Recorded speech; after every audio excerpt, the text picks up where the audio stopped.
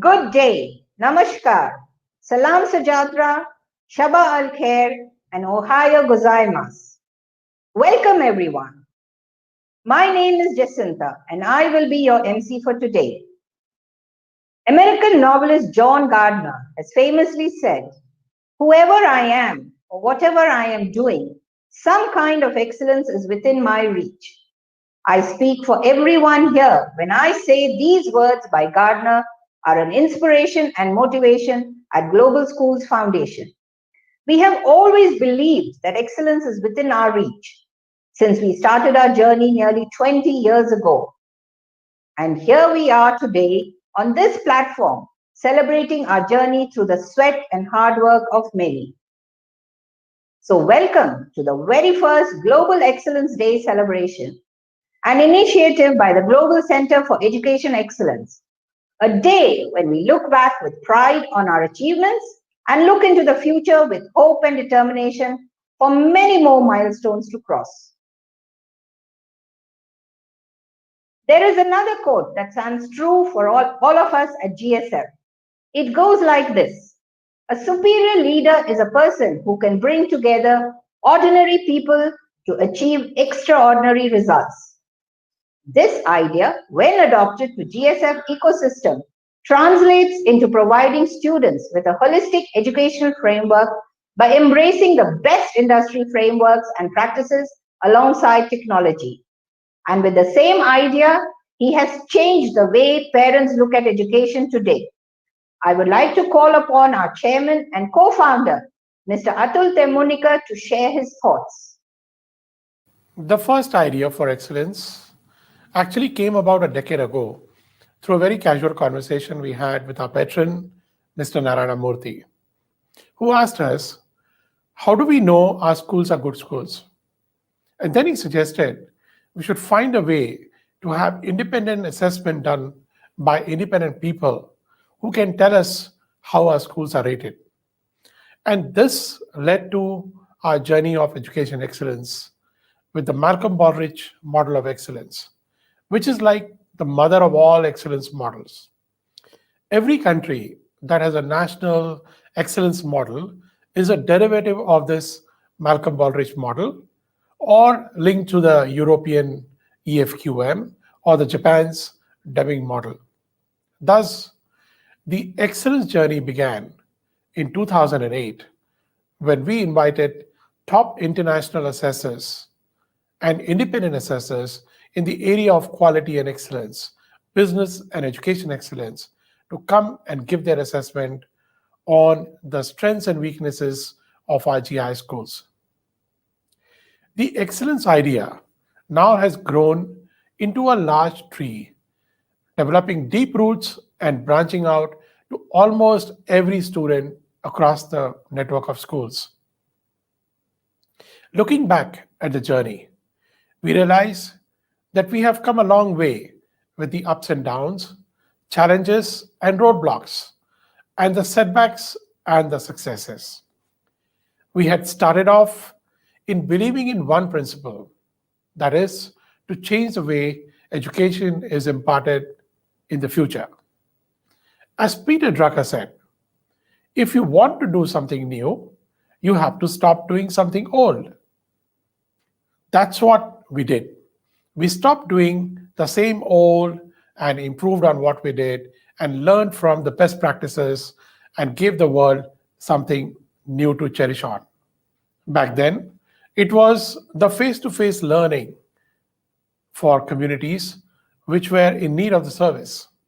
And today, it's the concept of fully digital education with three prominent modes of schooling. The first one, or we call as the full presence, or 100% returning students in the classroom. Or the second one is a partial presence, where you can have 50-50 students, 50% at home and 50% in the classrooms. And the third one is flexi presence, where students can decide where they join the classroom from, maybe their homes, maybe libraries on a virtual basis, and which is the need of these highly uncertain pandemic times. We envisioned a contemporary and a futuristic learning environment for the students that could shape their personality to adapt and excel even in the most challenging environments. We set out to build schools that are smart, are ahead of the curve, catering to the demands of the aspiring Generation Alpha. In this quest, we rose above the conventional approaches and adopted newer and relevant educational practices that made our students future ready and better prepared to deal with uncertain times. We gave campus the best infrastructures that are conducive to the needs of these times. We trained our teachers to be in full alignment with the present times. We introduced concepts and ideas that gave new meaning to the word learning. Our focus has been to create happy, well rounded students who are learners for life. And look at how much we have achieved in what we set out to do. As technology and innovation shaped the new economy, so did it shape our outlook towards the education excellence. As we will all witness later, our students are some of the most innovative minds today you can find in the world. All they need is a platform. And so here we are at the Global Excellence Day. In the process, our schools have won accolades and acknowledgement from world-class quality institutions.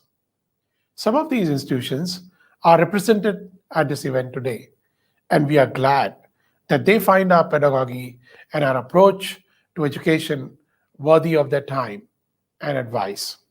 They know, and we know, that quality has played an important role in the learning outcomes of our students. We have embraced the best practices so that our students actually benefit from the initiatives that we take for them. And this approach will continue. Our emphasis will always be on innovation and quality.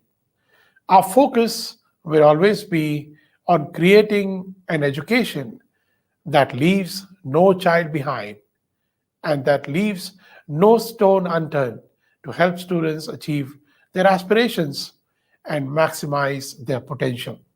The milestones in the education excellence journey over the years have been many. We are now very proud recipients of over 156 international awards, which are a testimony to the benchmark GSF schools have set in the field of education. And still, we yearn for more, as every effort we put in this, in turn, helps every student of ours become better and better. Not accolades, but achievements of their students is primary of concern to us, giving them more to help them rise higher. Global Excellence Day is a great opportunity for us to celebrate these successes and see bigger dreams that come through constant pursuance of excellence and quality. I'm proud of the team from GSF's Global Center for Education Excellence, or GCEE, which has helped us fulfill our vision of attaining high standards in education. Their immense efforts have been completely aligned to our goals and objectives, and they have successfully demonstrated and worked towards maintaining high quality of education at each of our GSF schools. We still have a long way to go, and I have full faith that with their help, we will be able to take GSF schools and our students to newer heights of success. Thank you. Thank you, Mr. Atul, for your encouraging words and always driving us towards excellence. Global Schools Foundation has the good fortune of getting support and advice from some of the best minds in the world. One such esteemed personality is GSF Board President, Ambassador Aftab Said. Ambassador Said is our most precious asset, who strongly believes in education beyond boundaries and no child left behind. And as President, he has been a strong pillar of support and advice. Health would not permit him to attend today's session, but he has been kind enough to send his good wishes through a message. Ambassador Keswa Pani has a long and colorful history of serving the Singapore's diplomatic corps since its early years as an independent nation. He is also the Vice President of GSF and would like to share his warm wishes too. Tan Sri Dato Sri Mohammed Hussain, who sits on prestigious financial boards across Malaysia and has also been felicitated by state rulers, is also the Vice President of GSF and would also like to wish us on this day. Congratulations to Global Schools Foundation. The culture of excellence which is paramount at GSF is the key to its success and achievements in such a short time. Wishing all the best to GSF in the ongoing journey of excellence in education. My heartfelt congratulations to the Global Schools Foundation. GSF's persistent efforts to create a stimulating educational environment for its students have paid off well. Its innovative steps towards achieving excellence in education affirms its place as a leader among schools across the world. All the best forever. Congratulations to GSF for having come a long way in this journey of success. I applaud GSF schools for being trendsetters in offering holistic education and providing students with best means to facilitate their growth and success. All the best to the entire GSF fraternity. Some great words of encouragement from the board members. Thank you, sirs. I now have the pleasure to introduce to you our jury members for today's event. We welcome among us 4 esteemed personalities from the world of quality and excellence.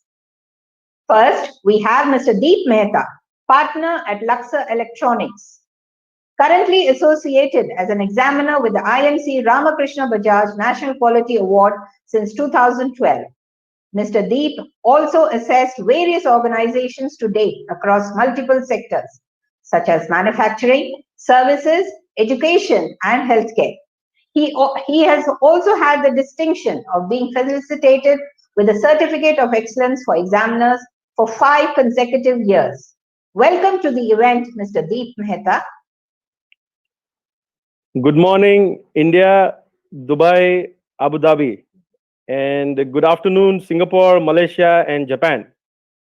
Let me take this opportunity to thank the Global Schools Foundation and GIS Schools for having given me this opportunity to be a part of the jury for assessing the Quality Circle projects. It is an honor to be present here today. When I was talking to my family the other day about me assessing these guys, I happened to tell them that I'm assessing Quality Circle projects for students from the grade 4 to 8. And my mom was shocked. She asked me, like, Deep, when you were in your grade 4 to 8, did you even know what quality was? And I was totally embarrassed. I said, no, I didn't even know the meaning of quality. And today, when I see these young heads enjoying the benefits and trying and exploring the aspects of excellence and quality, I have goosebumps. This is the air at GIS. I'm really proud of these young talents, and I'm sure these are the bright future of the globe. With that, I wish each and every team member all the very best for their presentations, and I hope they do extremely well in the near future. Thank you very much. Thank you, Mr. Deep Mehta, for your time and being part of this event. Our next judge has been in education sector for 42 years and is an embodiment of service excellence. She is a philanthropist who has actively supported NGOs like Hope Nature Trust, Haryali, and Jignasa Science Way in various capacities. She was also awarded the Executive Endeavour Fellow by the Government of Australia. We are pleased to welcome Dr. Madhuri Pejawar. Good day to all of you, and my sweet ones there. Being there in the education field for so many years, I just love those students who are, doing different ways to improve themselves. I was really surprised when I was asked to be a judge for such small, tiny, miny people who are going to think about quality circle and who are going to think about how to improve their school in some different ways related to quality. And then, as Deep said, even I started thinking about how the tiny tots are going to think about the quality circle. And when I saw all those participating, people who are there around, I was very happy. And I really wish you all the best for presenting yourself today in front of us. And actually, more than you, I am a little worried about whether I will be able to grasp the thoughts at your tiny minds to be the quality-oriented people right from the age of 5th standard. And I guaranteedly know that you will be the best citizen of the world. Thank you very much for giving me this opportunity to be a judge in the quality sector. Thank you very much. Thank you, Dr. Madhuri Pejawar, for your time and being part of our event. Next, we have with us Mr. Neetal Zaveri, Director and CEO of Concept Business Excellence Private Limited. He is passionate about excellence. He was selected by ASQ as top new voice of quality. He has been practicing business excellence for the past 22 plus years, and his company has helped more than 1,200 organizations in their journey of excellence. Welcome, Mr. Neetal Zaveri. Namaste and good day to everybody. I have acted as a judge at many forums. I was a judge in ASQ USA for International Team Excellence Award. I was a judge in South Asia Team Excellence Award of ASQ, and also at many other forums nationally in India. But today is a special day for me as a judge, actually. As Dr. Madhuri said, I'm excited to judge students, actually. My father, throughout his life, has worked in a Japanese company operating out of India. And when we were kids, actually, we were also given some kind of task at home, which will actually, inculcate some kind of thinking process for quality. And that has helped me to come to this level, actually. So I can imagine what you will become when in the days to come, if you are practicing this kind of quality circles right at this age, actually. So I'm really proud to and also privileged to assess your organization, and this journey of excellence is going to give us a lot of good fruits in the years to come. Thank you very much. Thank you, Mr. Zaveri, for your time and being part of the event. Lastly, we welcome Mr. Siddharth Naik, the current Corporate Quality Manager at Marico. He firmly believes in the words of excellence guru Tom Peters, who said, "Excellent firms don't believe in excellence, only in constant improvement and constant change." Keeping this in mind, he has steered teams to implement business excellence model and reach the optimum quality levels. Welcome, Mr. Siddharth Naik. Good afternoon and big hello to everyone. First of all, I would like to thank entire GIS team for giving me this opportunity to be a part of this jury team to assess these projects. It has been a wonderful experience. I was always fascinated by this quote on problem solving, which talks about we cannot solve our problems with the same thinking we used when we created them. I think problem solving is one of the best gifts one can give to anyone.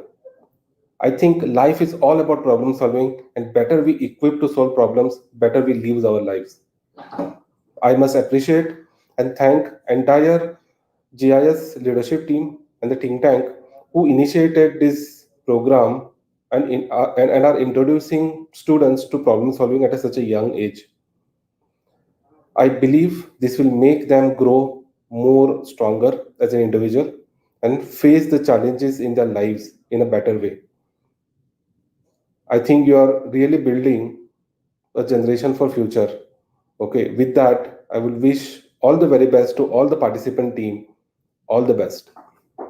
Thank you, Mr. Siddharth Naik, for your time and being part of our event. I would now like to request our Country Director for Singapore and Deputy COO for Global Schools Foundation, Mr. Rajiv Katyal, to share his thoughts. I'm very happy and proud to know that the Global Schools Foundation is celebrating the Global Excellence Day in September 2020. The Global Schools Foundation is a 20-year-old school chain with 20 schools in 7 countries and is growing rapidly in terms of number of students in schools. However, all through, it has been dedicated to the path of excellence, innovation, and new processes.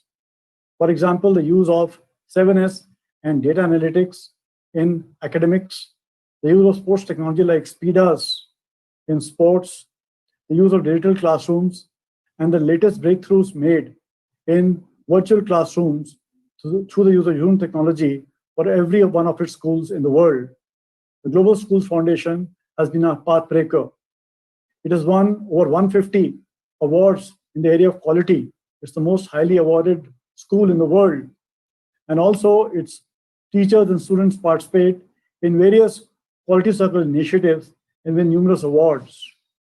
It's my wish and that of everybody in Global Schools Foundation that this chain of school continues to break new paths in the area of excellence, processes, innovation, and new initiatives. And I wish Global Schools Foundation and the entire set of schools in the foundation a great, excellent day. Those were some excellent words of wisdom from Mr. Katyal. Now, without further ado, let's begin today's proceedings. Only with quality people, quality products can be produced and quality services can be delivered. Quality people are those with good and smart characters. Schools are character-building organizations, and students are the real product of the organization. By introducing Quality Circle among young students, GCEE develops their leadership personality for when they grow and work in the future. GCEE strongly believes that the Students' Quality Circle exercise ultimately develops the personality of young students. For today's event, we have 6 award categories to be given away. The Best Presenter, Best Presentation, the Best Topic, the Silver Award, the Gold Award, and the Platinum Award. And these are the culmination of student projects. Just like some fish swim upstream, some people love challenges to reach a goal. Throughout the day, we will now see some of the young minds compete for excellence by addressing problems in real life and making plans to make life easier for themselves. They call themselves the Green Architects and will be presenting on how to nurture the environment to achieve sustainability. So let's welcome Team Ahmedabad. From GIIS Ahmedabad. My name is Avantika and this is my friend Dhey. We are here to share the journey of our school from ordinary to extraordinary, the journey that has changed mindsets, shaped our thoughts and showed us the greener path towards better and sustainable future. Our school has consciously taken this project to build greener generation which will eventually create better citizens for our Mother Earth. All of us at GIIS have collectively created and nurtured learning environment based on green ethics. Our aim was to develop a curriculum built around green ethics that will generate awareness about eco-friendly practices and passionate engagement. We wanted to build a greener, sustainable school by creating an environment where teachers and students can experience a positive and green school culture. To inculcate and promote green ethics, we targeted specific groups like students, teachers, parents, and community. We wanted to bring about sustainable changes in the school premises, in the neighboring community, and in the houses of each and every child. To achieve this aim, we use various techniques such as problem analysis, brainstorming sessions to identify root causes, fishbone diagram for root cause analysis, check sheet innovative method to tackle the problems, closely monitoring of all the measurements taken by monthly reports. The purpose to go through all this procedure was not only to make our campus greener, but to nurture green architects for a sustainable environment. To inculcated values of green ethics in the new generation, which will love and care for the environment, so the future is in safe hands. Our green initiative started from April 2018, and we have not looked back ever since. Let me take you through the root cause analysis indicated in this Ishikawa diagram. The environment of our campus was such that there was no awareness or initiative from the students' side. Godrej Garden City, the community in which the school resides, did not show much of an interest to include our campus under its green cover. The school management was engaged in addressing other issues related to the campus. The resource constraints included the school is situated on a newly developing area, which was a wasteland. And before we started this project, the students, parents, and the neighboring communities were not seen as resources to increase green cover. There was no separate budget for this kind of green initiatives, as it was not planned and presented in the form of an essential project. The process was restricted because during the initial stages of building the school, the least focus was given to increase the green cover. Since the school building was built on a wasteland, it had a very dry appeal to the visitors. The earlier methods employed had some limitations, like scientific and analytical methods were not implemented efficiently. Previous attempts made to increase green cover were not organized or well documented. We began with brainstorming sessions where we did not leave any stone unturned, which led to create various checklists. These checklists included surveying and data analysis of the surveys conducted. This information helped us to design various innovative and sustainable solutions, and we were able to achieve concrete results in monthly reports. We have come up with one of a kind green curriculum with age appropriate lesson plans that revolve around being eco friendly and building a sustainable lifestyle. We were privileged to have the head of Green Schools of Gujarat, Ms. Renu Sheth, in our leadership lecture series. GIS observed a green medicine day and learned the benefits of different herbs and plants by Dr. Rajal Shah under the leadership lecture series. With this, we now aim to develop a full-fledged medicinal garden in school, which will reduce the need of allopathic medicines.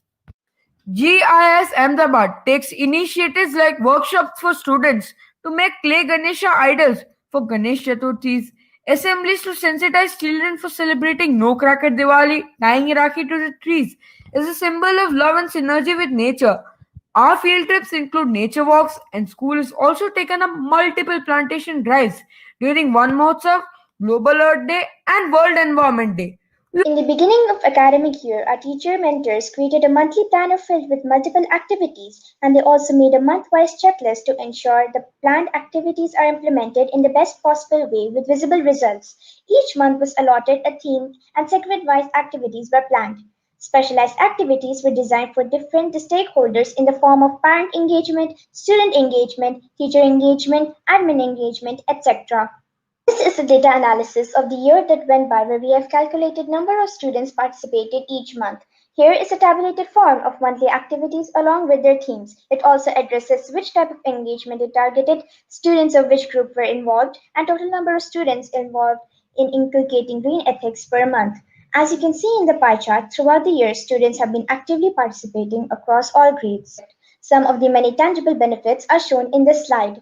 The school compost pit, which reduced the wet waste into useful manure for our square foot gardens. Students have picked up my square foot garden as well as balcony birdhouse concepts and have brought it to their homes as well. So far, 12 workshops and leadership lecture series conducted throughout the year under the Green Initiative project. Every month, approximately 1,500 students and more than 1,000 parents participated in various activities.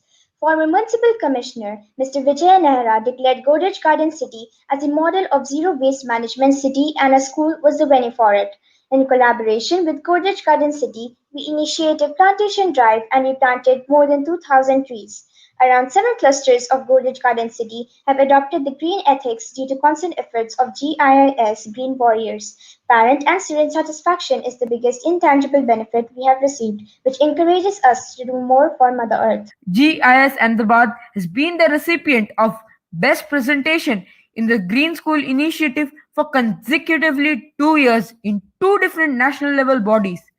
The 31st Qualtech Prize in 2019, which was held in Mumbai, and the 16th ELETS World Education Awards held in Hyderabad in the year 2020. While students have won doodle art and essay writing competition for sustainability by design, Indus University 2019 Ahmedabad, and very recently, GS Ahmedabad has bagged a second runner-up position at the prestigious award ceremony of IMC RBN QA making quality happen best practices competition for a Green Initiative 2020. At last, our efforts have metamorphosed the school campus from a dry wasteland into a beautiful green school surrounded by hundreds of trees. Wonderful presentation by Team Ahmedabad. I request Dr. Madhuri Pejawar and Mr. Deep Mehta to take over the question answer session. A very good morning to Team Ahmedabad. How are you all doing? So great. All right. We're doing good, sir. How are you doing, sir? All good. Thank Happy you. morning to you. Good morning. So, Good morning, sir. morning. So my question is, you had these monthly activities which were planned, right, from the month of April to October, right? How were these activities tracked and reviewed? Did you have any plan for it? Renu ma'am, would you like to answer that? Yes, sir. Sir, whatever we have initiated, once we have planned, we have started with our planning with the, you can say that theme-wise we have planned and activities also. So month-wise we have planned, and the pre-primary to grade 10 we have taken group-wise activity. So we have a track record. Even we have included in the PPT also. We have done some survey before planning such. Sir, I think her video is having some issue. So. All right. I'd like to continue what she's saying. As you said, it is visible in the planner that we had theme-wise, month-wise activities for different grades. Right. By the end of the month, we decided the activities in such a way that the activities are not only conducted, but they are evaluated under various CCA, ECA activities. Like some of the activities were planned as assemblies, some of the activities were planned as competitions of in-house, inter-house competitions, and some of them were part of clubs, various CCA clubs. So all of them were also evaluated. So to make sure that all the benefits of this learning are visible to the students, as well as they are calculated and measured in terms of their learning outcomes. All right. Okay. Thank you. Over to you, Madhuri ma'am, please. Yes, it was a great presentation, and I congratulate students as well as the teachers. And your school really looks beautiful, you know, from the photograph when you have taken up this initiative. I will like to ask specifically the students, what is meant by green ethics? What could you understand by the word green ethics? Thank you, ma'am, for your question. Ma'am, for answering, I would like to tell you that first of all, I would like to link you to the presentation where we've mentioned that we have age-appropriate lesson plans. So for that, our aim was to inculcate green ethics, which means that we wanted to make green architects for the new generation, because the environmental problem is the prevailing problem. So this green ethics, by green ethics, we mean that we need to nurture the new generation, the next generation, and we need to inculcate the green values in them. Very good. I just wanted to know, just one additional question in this. Green ethics, will it include only plantation of the trees and biocomposting? Or will there be some other parts like electricity, water, and a lot of things which do the damage to the earth, not being green, are included in your project? Yes, actually we've included many issues such as the plastic issues. For that we have a zero waste management, no plastic day, and also we don't use the plastic garbage bags. Now we've made paper garbage bags on a huge scale. So from April 2018 till date, we are using only paper plastic bags. And we'd also included in the presentation one survey on the water issues. We survey where the water loss is the maximum, where it is least, and also the wastewater we use it for plantation and many other activities. So not only plantation, but we take in many issues that the environment is facing. Thank you so much. Very nice. All the best. All the best. Thank you very much. Good Thank you, job. ma'am. Good job, Over boy. to you, Jacinta. Very good. Thank you, judges and Team Ahmedabad. Leo Basgalia said, change is the end result of all true learning. Team Dubai shows us how they have changed their learning during these tough times. Here's Team Dubai with their presentation. Excellence is never an accident. It is the result of high intention, sincere effort, intelligent direction, skillful execution, and the vision to see obstacle as opportunities. Good morning to one and all present here today. Myself, Amelie, my friends Arish, Abigail, the students of GIIS Dubai with Miss Sonia are here to participate in the junior category and to present our report on the topic My Learning Journey with Digital Portfolio using Google Sites that we had worked out during our Quality Circle sessions. Students of grade 6, 7 and 8 had attended a workshop to discuss and identify the problems we students face during e-learning classes. During the academic year 2020-2021, we found that due to current pandemic situation, hard copy of student portfolio was difficult to maintain and get it reviewed by the teachers. The project was identified by using nominal group technique. The project was identified by using nominal group technique. First, we listed down the major 5 problems faced by students during the e-learning.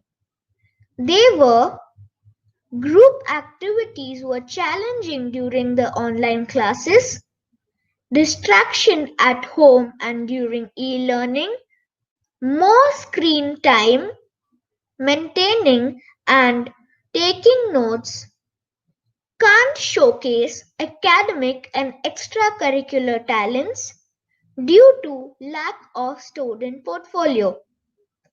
Based on voting, we chose student portfolio as a project as not having a student portfolio to reflect on the learning journey was the problem that was voted by the students as highly recommended problem to be addressed during the e-learning classes.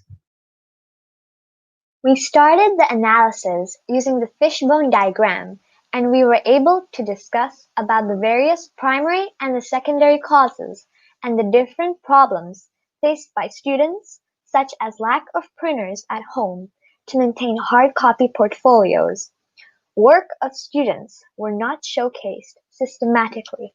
Physical hard copy student portfolios could not be maintained due to the e-learning classes as a result of global pandemic situation. A proper brainstorming session and nominal group technique with voting was done to analyze the root cause. We identified 5 primary causes: people, method, machines and materials, environmental and other factors using the brainstorming session.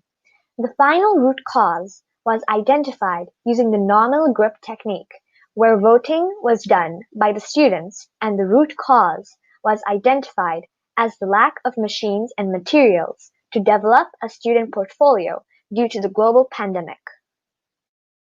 We worked in as a team, and after many discussions and voting, we had listed down the possible solutions for the identified problem.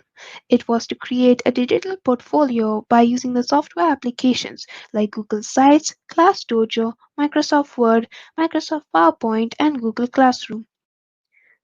The final solution was to create a digital portfolio using the Google Sites.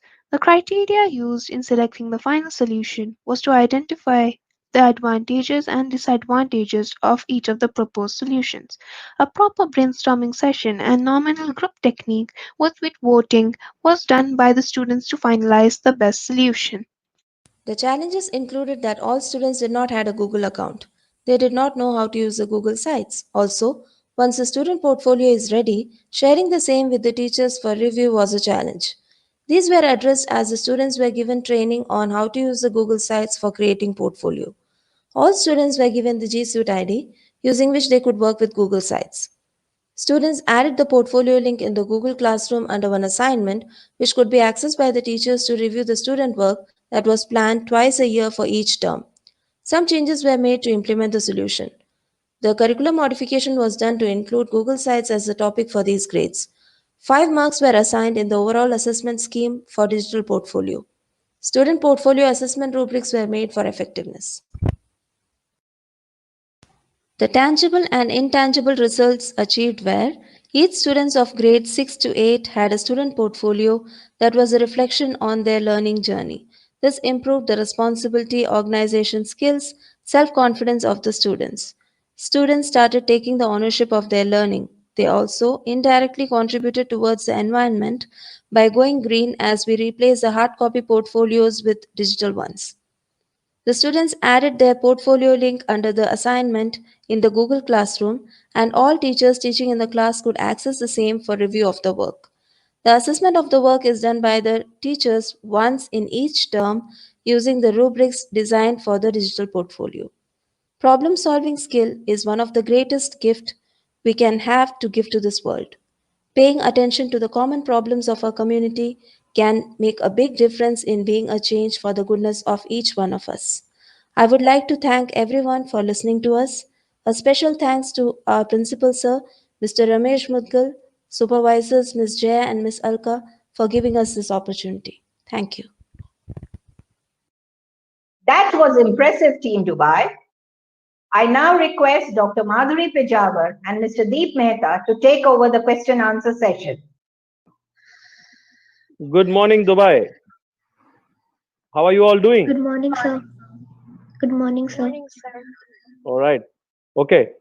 So my question to you is that you said that the final solution was identified by listing down the advantages and disadvantages of the various options which which you have identified. So can you tell me what were the disadvantages and advantages of the Google Sites?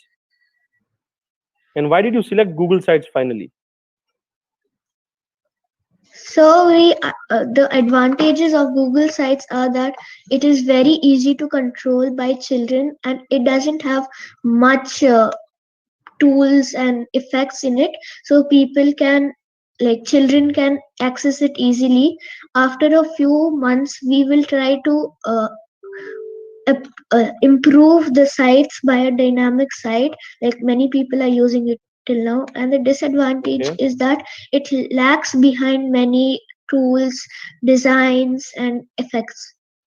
Okay, so do you have any action plan to cater to these disadvantages, or like how will you address these disadvantages? We may conduct a Zoom link and ask vote to tell the children how to do or how to access the Google Sites, and we will try and we will use the IT and robotics help of the teachers of IT and robotics students, and we will take the help of the teachers also to make a site which is easier and doesn't lag behind any effects and designs. Okay, very good. Thank you. Over to you, Madhuri ma'am. Yeah, at their age, I never knew these words also. They are so competent enough to say what is lacking and what is to be improving. I really appreciate this. But I want to ask you one question, just for my curiosity. How is this portfolio going to help you in learning personally? Personal learning, how is it going to improve by the portfolio? Yeah, any one of you can answer. Portfolio helps us to we can store all our activities in a portfolio, so it's not difficult to maintain it. And we have some problems, like the teachers can't access the Google Sites and can't check and can't analyze the problems the students have, and can't access the work of the students. That's why we created a portfolio that all the work of the particular subject is in one category, so the teachers can differentiate them and it's easier for them and us. So I think what the teachers meant by this is, suppose if somebody is lacking in sports, then they can as well try to improve in sports. So if somebody is lacking in music, then they can explain how to guide with music. But then in that case, all these extracurricular activities, were they considered in the portfolio? Yeah, there is a section called co-scholastic, so we can put our yoga, PE, and many other things. So all the activities like ICT, robotics, we can put it in that category. Excellent. Best All of right. all of you. Very All nice. the very Very best nice. and congratulations. Yeah, Have a good and day.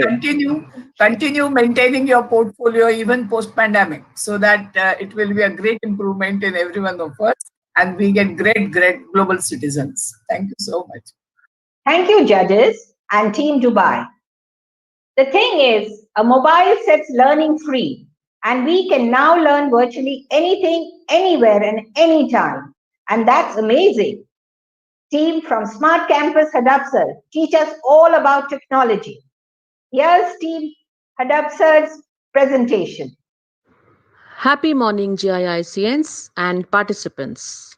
GII Smart Campus Hadapsar would now address the topic Teach Tech, the need of the hour. The teammates are Ms. Sadaf Khan, Faculty of English, Ms. Deepti Sharma, Faculty of IT, Master Garv Joshi, Grade 7, and Ms. Tanvi Kasyap, Grade 6, students. Let's take you through our journey. Hi Tanvi. Hello, girls. How are you doing? Well, not too good. Why? What happened? I am fed up sitting at home. I want to go to school, enjoy with my friends, and most importantly, learn with innovations as we used to earlier. But all this can be done while sitting at home as well. Seriously? How? Through technology. Come, let me hold your hand and take you through. Oh, yes. How could I forget that innovations and creativity were synonymous to GIIS Smart Campus Hadapsar? Once we entered the school, we were exposed to the world of countless technological aspects like facial recognition devices, smart boards, Apple TVs and iPads, highly equipped IT studio, SPEDAS on ground, a favorite GSC room, and of course, our STEM models. Yeah, we, the future leaders, were well versed and on the track towards digital transformation.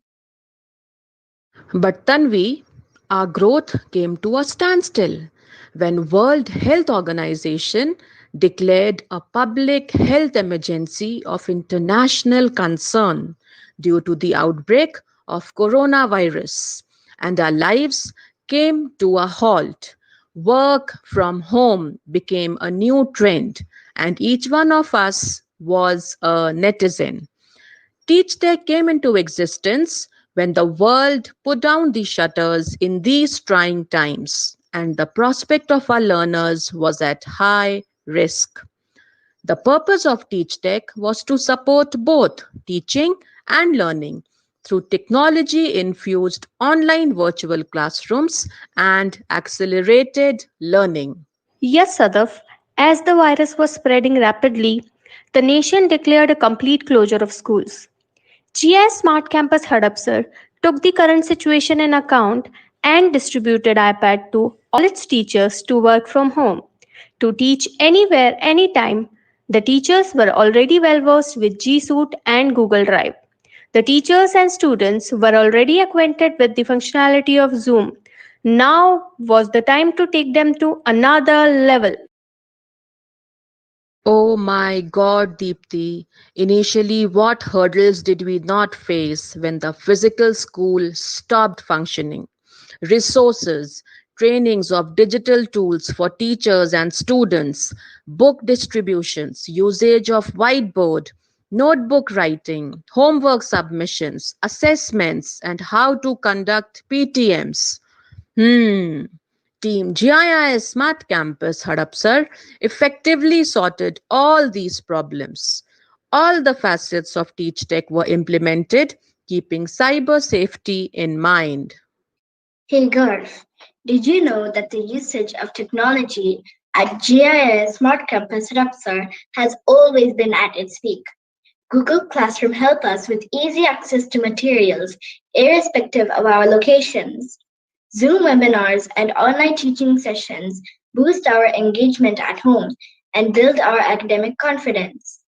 GIS Smart Campus Hadapsar maintains a strong and a constant connect with its various stakeholders by way of My GIS, Outlook Web, and WhatsApp to keep them all updated. Online assessments carried out very efficiently through Google Classroom and Eklavya portal with effective AI proctoring.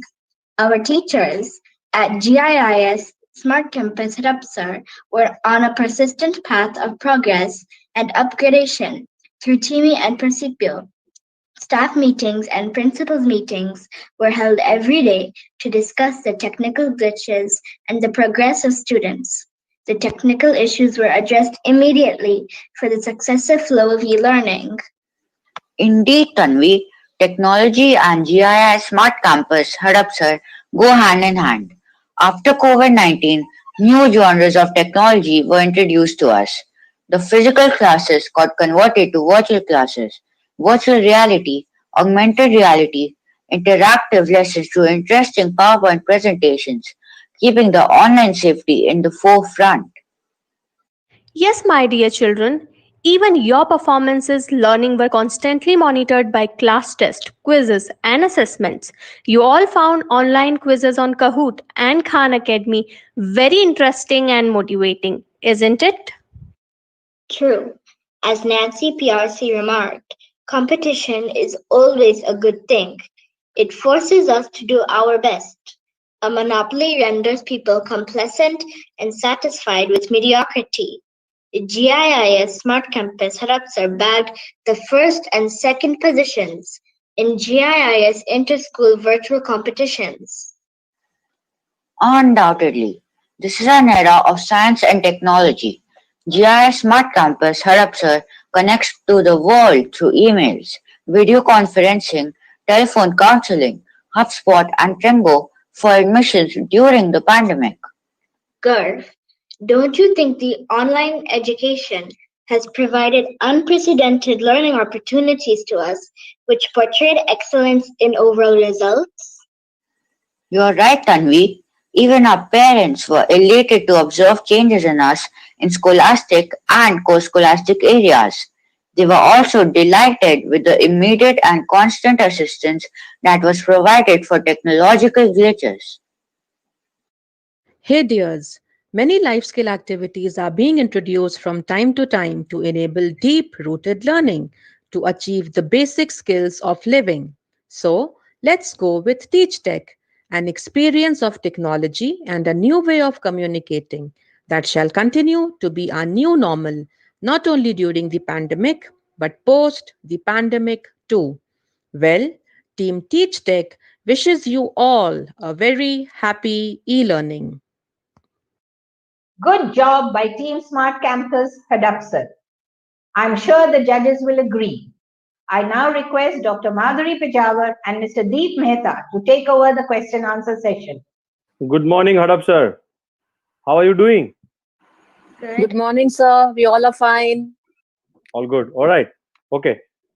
So my question to you is that you mentioned it very clearly in your presentation that the technical glitches, you had a constant review of these glitches and problems which used to come, like we used to, but at when the interaction used to take place using these teach tech mediums, can you share one incident wherein the technology didn't support you or it was a major glitch, and how was it addressed? Sometimes during the class, we are not able to hear our teacher, and the voice is cracking. Oh, but that okay. was fixed. So then what did you basically do? technical glitches in terms of are not able to access because parents before this pandemic the parents were not using Google Classroom, Google Drive and the Right. online space regularly. So Okay. using this teach Teach Tech, we were continuously helping them with like how to use Google Classroom, Google Drive, how to log in there. So all these questions we were answering, even with Zoom webinar, as GIS is like we all are using our G Suite ID provided by our organization. So parents were trying from the personal account, and we take care of this, that we use only G Suite ID. So in this way, we help them. If their browser is logged in through their personal ID, then also they can't use the GIS platform. But now, like from last 6 months, they all are using all the platform very smoothly through their G Suite ID. Children, students, like each and every. Fantastic. Over to you, Madhuri ma'am. Sorry, my mic was off. Yeah. I think so. You might not have heard it. Yeah, I just had started my question as you have mentioned in your presentation that the students must have Kahoot and Khan Academy presentations very much. I will like to specifically ask the teachers whether they have generated any e-content by themselves for the students, or did they use only whatever is ready-made available? Ma'am, actually for Kahoot and Khan Academy, so we generally gave them the links, and it was a help to understand the concept better. Like, I am an English teacher and I was teaching grade 6 conjunctions and prepositions. So though we had an extensive discussion about it during the class with the help of PPTs and everything, plus we have given worksheets, apart from that, I wanted them to practice on their own. So I gave them a link from Khan Academy where they practiced. And Tanvi is a witness over here. She had gone to, I think, level 5 or 6 over there. And ma'am, the enjoyment of the students was like they did not know any bound, because they were reaching one level after the other. So I'm stopping you in between. Hello, am I know audible? what is Khan Academy. Yeah, I know what is Khan Academy and I'm Kahoot. My question was very different. Khan Academy and Kahoot are yes, ma'am, ready-made material to us. I'm specifically asking whether teachers generated any e-content themselves other than giving lectures. Yes, ma'am. Yeah. Yes, ma'am. We are generating our e-content using Kahoot, and we got, during this pandemic, we got the premium access of Kahoot, and so yes, we teachers are generating according to our requirement, according to our syllabus. We are using Kahoot, Khan Academy, and Quizlet, other platforms to generate our questionnaires. Which are the tools which you used for e-content? Which tools did you use? Okay, so there are lots of digital tools, ma'am, we are using. As now we are using like Kahoot, as we already told, Khan Academy, Google Classrooms, and Quizlet. There are on Quizlet also quizzes and flashcards are available, ma'am. And we are using Google Expedition for virtual tool and augmented reality. And ma'am, subject specifically also the teachers are using, like if teachers knows any digital platform, and now CBSE also give us to see content. So yes, we all are using all the online digital content. Okay, now I will like to ask the students, will you like to continue with this virtual mode even later, or will you like to go to school sometime? The students, will you like to continue in this digital mode even afterwards, after the pandemic, or will you like to go back to the school? What will be your opinion? Any one of you can answer. I would prefer physical classes to meet my friends and teachers and also play in school ground. But we are going to continue with Teach Tech through Zoom rooms, smart classes, Speedas, IT Studio, and with all the digital learning apps. Okay. Thank you very much. All the best. Thank you very much. All the very best. Yeah, we expect the techno-savvy students now from your school. Yeah. Good luck. Thank you so much, sir. Thank you, judges and Team Smart Campus Hadapsar. Balancing one's life by optimizing time in a balanced way to take part in all activities is what Team Tokyo believes. Here they are with their motto, not too much and not too less. Hello everyone. We are Team Tokyo presenting our quality circle. Let's follow the Goldilocks rule. Not too less, not too much. My name is Kanak Arjunwadkar. My team members are Alina, Tanush, and Janvi. We all know that uncertainty has been lurking over our heads due to the pandemic. Till then, our lives were going in a very programmed way. Suddenly, the programmed way stopped working as we had to tune in to the virtual world. It felt like Goldilocks venturing out into the real world on our own, as we had to find the perfect balance and schedule our lives differently. Not too less, not too much. Since the external world shifted, our days were mostly confined in our rooms, and we were indulging in gadgets and snacks advertently, which made us very lethargic and having lack of attention. It was affecting our moods as well. This was even noticed and pointed out by our teachers as well as our parents, and we showed irritable symptoms. We had to do something to change this, and hence we decided to redesign our new normal lives by stabilizing our schedules and make it more balanced. We began with brainstorming sessions and discussion, followed by oral surveys that were taken with our peers, teachers, and parents. The ideas that came through included topics like on-screen time versus off-screen time, lack of exercise, time management, mindfulness, and healthy eating habits. We conducted online surveys and a checklist questionnaire to find out which problems affected us more. Subsequently, the nominal group technique method was used to finalize the challenges which we could work towards solving. The survey gave us two major data points. On-screen time versus off-screen time was 24%, time management was 21%, and food habits was 20%. Close to 65% pointed out the problem, imbalance of life during the pandemic. So, we decided to take the opportunity of the time given to us by the pandemic and started to work on solutions against this problem.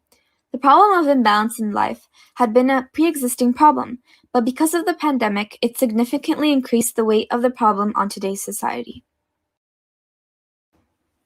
These are the internal surveys, which included surveys on on-screen time usage per day, health issues during lockdown, and time management ability. From the internal survey among students and parents, it was proven that the increase of screen time resulted in health issues, time management issues, and lack of attention. Balance in life comes through creating an overall balance in the areas of mental, physical, professional, pleasurable, spiritual, emotional, material, and social support. Through the Ishikawa fishbone cause and effect method, we analyze that even if one of these aspects of the criteria is missing, there is an overall imbalance in life. Nevertheless, these root causes define the necessities required for a student's life to be balanced. If any of these factors are missed upon, then there is significant imbalance in a student's life.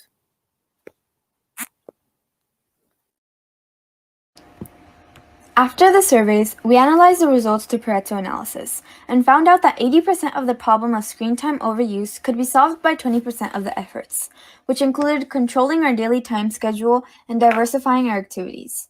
The external research source findings also prove that students' screen time usage in 2019 and 2020 have increased much, which has a determinable effect on their cognitive areas and health areas. First step towards the solutions were to make aware the students and parents about the situation. For that, we made awareness about overuse of screen time sessions, including orientations with our peer students.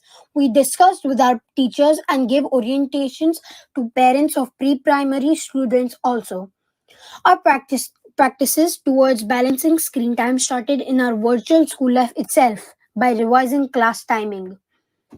Other practices were developing activities and interests, which included cultivating microgreens, making terrarium, developing hobbies, practicing yoga every day. Each of these activities were identified according to each age group, which was doable and interesting for them and to have balanced schedule.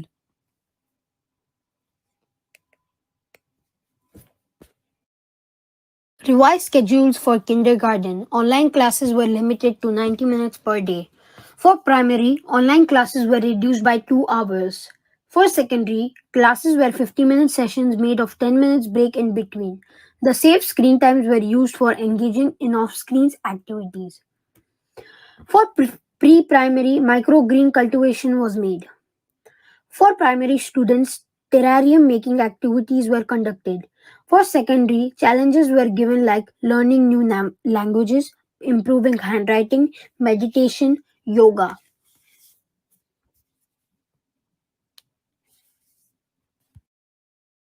Here are some pictures of students making terrariums at home as a part of off-screen time activities. Similarly, these are pictures of students growing microgreens. They also made organic water from banana peels to make the microgreens grow faster. Here are images of the timetable setting done by students to analyze and reflect on their screen time. The implementation process was possible with the help of our teachers and parents. For kindergarten and primary students, parents supported them to grow microgreens and making terrarium during lockdown time. For higher graders, they themselves were asked to record the time of each activity and send the same to the teacher on a daily basis. There was a specific time decided to engage in these activities, which was mostly in the afternoon and evening time of the day, because, according to the research, most of the smaller students indulge in digital gadgets in the afternoon. Teachers followed up with parents to record the time spent of each of these activities. These activities were kept in a cyclic time of 6 weeks. The challenges included convincing parents who were apprehensive at the beginning about the outcomes. Also, reminding constantly to the students about the same in virtual mode was challenging, as they were only seen through online calls. Results of our efforts were showing up in tangible and intangible ways. Students were able to develop new hobbies and interests, which was more organic and holistic. The feedback from students and parents stated that they were able to make constructive use of their time during the day and balance their time. Parents thanked for taking up the initiative as it was interesting and engaging the students. The senior student results were seen in a survey conducted after one cycle, which shows improved concentration and understanding. Hi, hello. I'm Lal. I'm Leah Lal's father. She's studying in GIS class 2C. One reason why I tried to come into this video is that I would like to appreciate all the teachers who is taking care of her in engaging her in some project activities during the last summer vacation.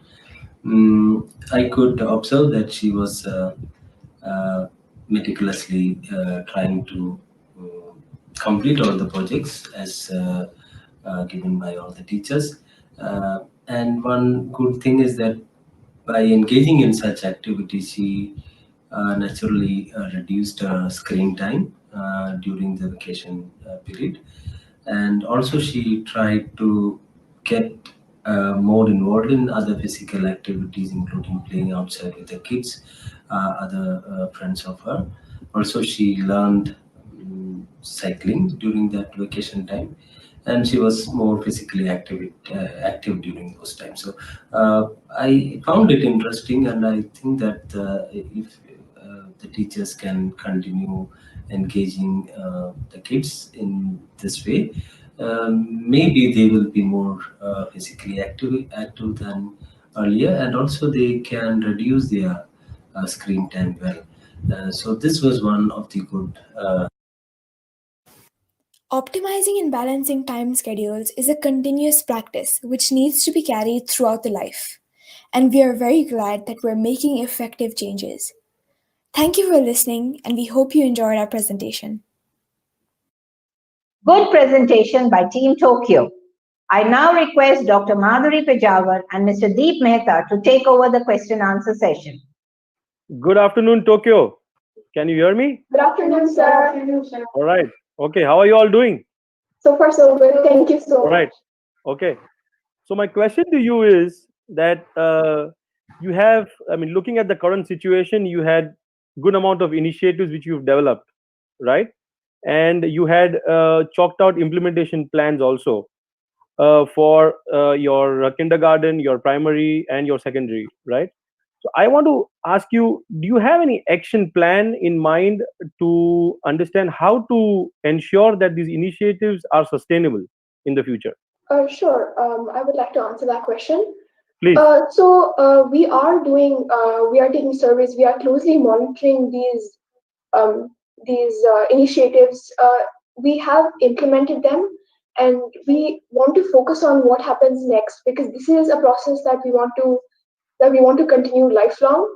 And these are a few things that will help us in the long run, we would say. And this is why we thought that it was very important to inculcate these values and these practices from this age, from a very young age, that we can implement them lifelong and become better citizens, organized citizens who manage their time well. Okay. Over to you, ma'am. Yeah. Team Tokyo, we can see all the astronauts, having that cap over your head. So, and I can say the healthy astronauts, because you are eating microgreens and doing yoga practice every day. I'm fascinated with that, I could see from your project that you have tried to reduce the screen time for the students in front of the actual mobile or laptop, whatever they are using. We say, or we believe, that if you do a practice every day for continuous 21 days, then it becomes your lifestyle. So by now, I think so in the last 4 months, it must have become the students' lifestyle, isn't it? That every day they will be having some yoga and some. Still, I am able to see that the results, positive results, are less than 30%. So can you please explain me the reason for this? The positive results. Okay, could you please repeat your question? I just said that all the students must be practiced now, isn't it? They must be doing these regular practices as you have given it in the timetable. But still, in your survey, in your survey, it is written that the students showing the positive results are less than 30%. That means 70% still require the improvement, isn't it? So can you tell me the reason for that? Well, we have got tangible and untangible results when we do an experiment, when we're doing something new. There is bound to happen. There's bound to have some imbalance in tangible and untangible results. So this is something we would obviously want to improve on, in getting more percentage of people to make the practices that we're having their habit. So it will take time, and we have a lot of time to practice on these methods, and we wish to really make it a practice that we follow them and make them our habit. And it shouldn't be it should be a long-term change. It just shouldn't be for a short time. It should help us in the long run, as we mentioned earlier, and to really make a difference and impact our lives as a whole, taking the advantage of the COVID situation and improving our lives as much as we can. Yeah, thank you so much. And a small question to any one of the student. I could not understand what is microgreens. What are microgreens? Anyone? Sure, Janvi, would you like to take over? It's like microgreens, we grow them so that it's the betterment of our environment, and we also grew sprouts for betterment of our environment. Okay. Thank you. Would you like to answer? Continue. Yeah, no, that's okay. I just wanted to know. Thank you. Thank you very much. All the best. And have the healthy lifestyle. Thank you very much. Yeah. Thank you so much. Thank you. Thank you, judges and Team Tokyo. These famous lines of a poem by Khalil Gibran come to my mind. The present times of the pause have thrown a new challenge at parents with the young children at home. Team Whitefield looks at parents during lockdown. Behind every successful child, there is a parent. A very good morning to our respected judges, teachers, and my dear friends. We are the students coming from the Silicon Valley of India, GIS Bangalore Whitefield, and we are honored to take this opportunity to present our QC, or the problem, the Samaritan, or the evolution of parents during the COVID pandemic. Our team members include our teacher, Ms. Neha Ahuja, Jonathan Narona, Mugdha Besbora, and me, Jivraj Singh. And together we make Team Squad. Team Squad was formed on the 2nd of June 2020, and all our students are from the junior category. Now on to Mugda to talk about the problem description. We wanted to understand the challenges faced by parents during this pandemic and find and adopt new ways to overcome them. That is, evolution of parenting during COVID-19. With both parents and kids staying at home 24/7, it has been a challenging task to maintain a work-life balance as well as manage parenting. The problematic environment, space and gadget limitations, lack of interaction, and the lack of physical activities has had a big impact on the physical and mental health of the parents, kids, and almost everyone in the household. We identified this project as we saw many parents stressed in this pandemic.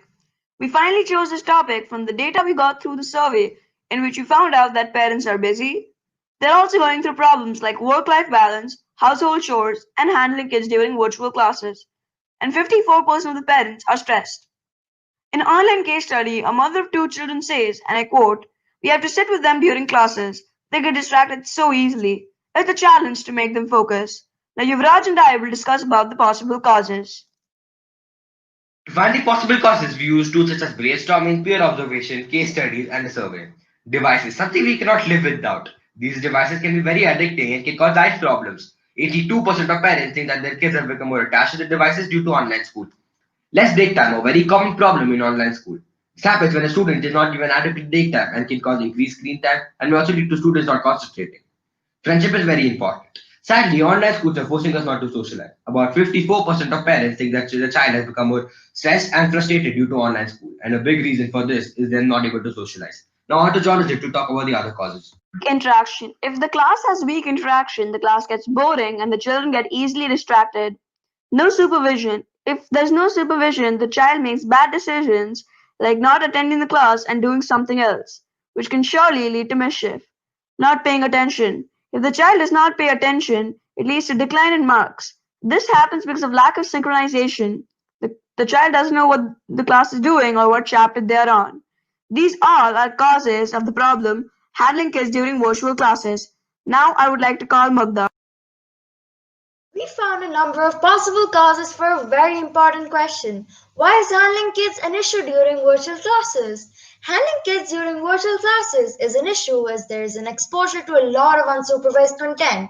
Since kids are attending their classes online and alone, they get distracted and lose interest very easily, which leads to problems with their studies. Kids get addicted to their devices and this increase in screen time affects their eyes, sleep, as well as their concentration levels. Over to Jonathan. We used many tools such as brainstorming, surveys, and interviews to find out the root cause kids stuck to their devices. We interviewed our parents and many other parents through call. We did a survey to get an overall review and find different perspectives from different parents. Brainstorming. We had consecutive meetings with our teammates and our support team to validate the final root cause kids stuck to their devices. Now over to Mugda. To identify the root causes of this problem, we conducted surveys and interviews, and since 59.1% of the choices led to kids getting addicted to their gadgets, we finalized this as the root cause. Over to you, Raj. To list the possible solutions, we used tools such as brainstorming, observing our fellow peers, and surveys. These were the solutions we found. Project-based learning and interactive classes help students become more involved during classes and understand the topic better. Scheduled screen time and supervision via video help the teacher know what the students are up to and reduce their screen time. Digital detox is a new solution we found out, where devices are taken from the student for a short amount of time to reduce their screen time. Now on to Mugda to talk about the other solutions. We can start a reward system wherein a student is rewarded with a perk card for completing assignments and paying attention in class. This perk card can be used to skip one co-curricular class once in a month. We can also give extended breaks so that kids can interact with their peers. The final solutions were based on the responses we got from our surveys and interviews. Over to you, Raj. After examining our surveys and interviews, we found that the most chosen solutions are project-based learning, 47% of votes, interactive classes with 53% of votes, followed by digital detox, energizers, and reward systems. A big reason for parents choosing project-based learning is that parents think the child will become more involved during classes and will have a more school-like feel. We identified these solutions by examining our survey results and interview results with teachers and parents. Now I'd like Jonathan to take over and talk about the implementation plan. We implemented all our main solutions and we faced problems such as changing the timetable to extended breaks, digital detox by parents, and virtually connecting to people and assigning tasks, as very less students were participating. These challenges were addressed by making a penalty card for less participation, getting clarity and rework to make it better, and connecting with parents. And in digital detox, the phone was given to the child every 2 hours. We noticed some improvements such as children were paying more attention to class and screen time was reduced. Ongoing results. Project-based learning and interactive classes are engaging the children and extended breaks are helping the students concentrate more in class. Digital detox and flexible co-curriculum has decreased screen time. Now I would like to call Yuvraj to discuss the tangible results. After implementing a solution, there was a hike in marks from 8 to 15 out of 20 in 3 months. We also gave sanction cards and perk cards. These were given on the basis of attentiveness, project submission, and readiness to learn. Perk cards give you perks such as homework passes, whereas a sanction card, if received thanked by a student, that student's parents would be called. You can see the August month data on the slide. This has pushed students over the right direction. About 85.2% say that digital detox has helped students reduce the screen time. About 89.5% parents say that reward card has helped their child become more attentive in class. Now to Mugdha to talk about the intangible results. The post-implementation survey that we did showed that 94.7% of the parents are happy with interactive classes and project-based learning because of the fun and interesting learning process. Students are more curious now as they are involved in finding the solutions. 78.9% of the parents and students are happy with the extended breaks as the kids are able to talk to their friends and they are no longer feeling stressed out, leading to an overall improvement. Over to Jonathan. When we started this project, our surveys indicated that 54% of the parents were stressed out due to the pandemic, and after implementing these solutions, the stress rate dropped by approximately 42%. Now I would like to conclude this presentation with a quote. The challenges are there, but they are only temporary challenges. Online education will flourish. Thank you. Team Whitefield, that was a very good presentation. Let's see what the judges have to say. I welcome Dr. Madhuri Pejawar and Mr. Deep Mehta to take over the question answer session. Very good morning, Bangalore, Whitefield. Can you hear me? Sir. Good morning, sir. Right. Okay. Yes, sir. So, Yes, sir, we can. yeah. All right. So my question to you is that in the survey which you conducted for the parents, you had a question written that how can online school become better, right? What was the general reply which you got from these parents for this question? So I'd like to go forward with the answer. Please. So the general reply that we got from the parents by the solution form, by the form we made, is that school should become more interactive, so that students feel like the online school is more towards the physical school type, so that students can interact more during classes and can pay attention during classes. So the general result was that there should be interactive classes and project based. Adding to that, we got many friendly and useful responses, which we used and which was very beneficial, and the parents liked it after the implementation plan. Okay, thank you. Over to you, ma'am.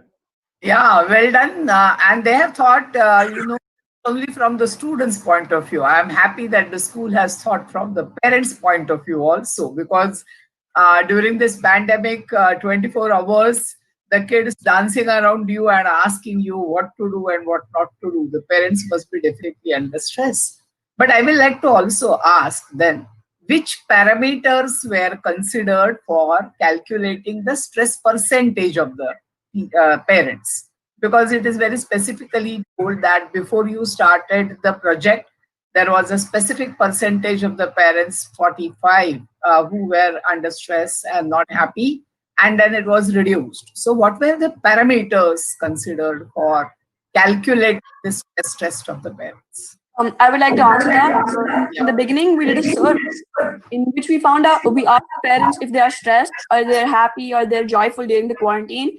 And as we saw that 54% of the parents were stressed. So later in the game, after our implementation plan, we did another survey and we found out that only 12% parents are stressed. The rest were happy after our implementation plan. I have heard, I could hear it from your presentation. What my question is very specific. When you say that your mother is under stress, so how do you judge that she is under stress? What were the parameters to know that the mother and the father are under stress? I mean, just because they are telling that we are under stress, or did you ask some specific questions because of which you could find out that they are under stress? Can I go forward? An answer. Yeah, please. So some of the main parameters. So first we asked them their stress level. We asked them generally, and then we asked them about their mental health and physical health. And a huge portion, about 40% of parents, thought that their mental health and their physical health had gone down due to the current pandemic. Also, we took rubrics into place such as happiness, if they were happy or not. Then we also asked them what they felt during the pandemic, such as if the pandemic was boring for them, if they felt low during the pandemic, if the pandemic was good for them. And most of them told that pandemic has been very, very boring from them. That's how we got to know that the parent stress level was high that time. Okay. Thank you very much. And I hope now all the parents who are left out, 20%, 30% parents also will be relieved from the stress further, because we don't know for how long still pandemic will continue. So best of luck to you. And all the best. Thank you very much. Thank you, judges and Team Whitefield. Team from East Coast have worked hard for their quality circuit. Be ready to be wowed by their team, East Coast, with their presentation today. A very good morning to one and all. I'm Shreyas Kurapati from class PYP 5A, and with me is Jai Chalani from class CLSP 8A, and we are representing East Coast Campus, Singapore. Our campus is nestled in nature, spread across 8.8 acres of land, which is conducive for healthy learning. The ARC that has been chosen unanimously is called WOW, which stands for Wise on Waste. Our team is called M&Ms, which stands for Mother Nature's Minions. We all know that we cannot live without food, water, and clean air. And the COVID-19 crisis has taught us how important all these are for us to live a healthy life. This crisis has unfolded disruptions in the domestic food supply chains. This is a wake-up call for all of us to be self-sustainable in food through minimal environmental impact. Singapore imports 90% of its food from other countries. Singapore government wants to be self-sustainable in the next 5 years, and hence it has been encouraging urban agriculture in all its citizens. We realize that if we manage our waste, both wet waste and recyclables, we can reduce the impact on the landfill and help climate mitigation, which is the need of the hour. We are fortunate that our green and happy campus at East Coast has abundant fertile land to grow fruits, vegetables, and herbs. Our intention is to get students to be in sync with nature and inculcate a green culture in them. In line with our school's 9 GEMS pedagogy, which encourages holistic education, through this initiative, we're tapping on the community care and connect GEM and life skills. Some of the issues that we observed in our campus were waste management, water consumption, upcycling and recycling resources, single-use plastic, and unhealthy lunchboxes. Based on the 5 issues that were brainstormed, we conducted a survey throughout our school, and finally, the issue that scored the highest points was identified to be waste management. We have observed that both at home and in school, a lot of waste gets generated on a daily basis. Some examples are raw kitchen waste, cardboard boxes, beverage cartons, plastic, cans, etc. All of these wastes, when not segregated, ends up in the landfill. And the only landfill in Singapore, Semakau Island, is filling up rapidly.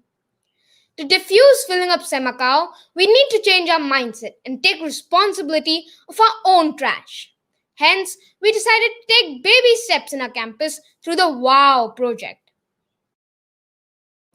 When we have a problem, it's important to explore all the possible root causes of a problem before we think of the final solution to it.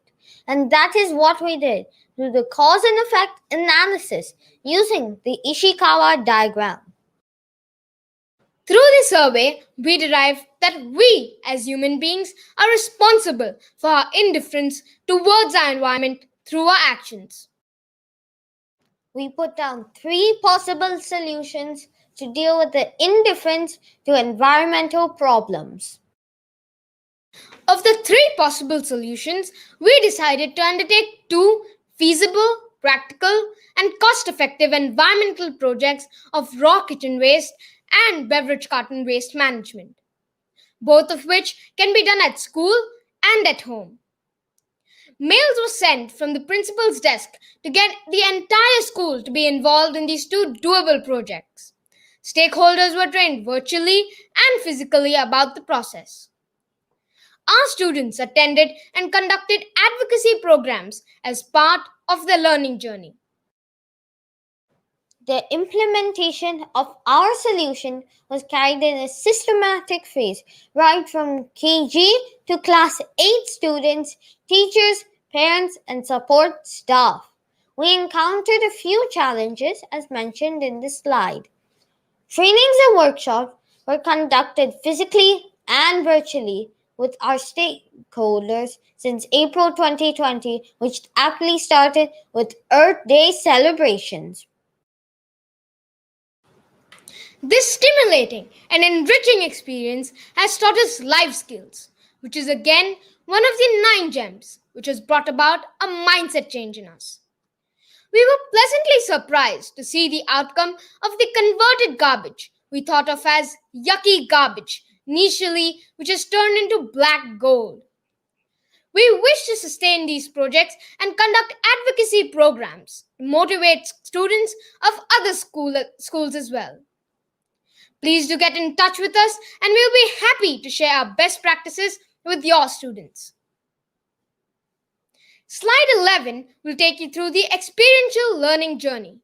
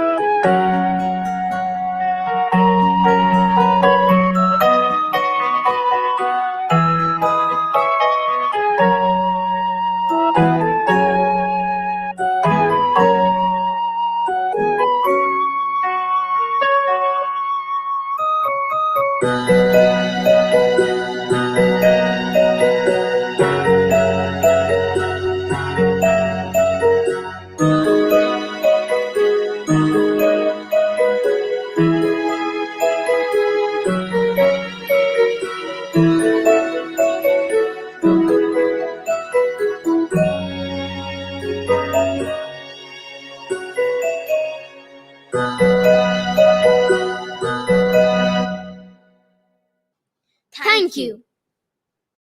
Oh, wow, that was indeed a wow presentation.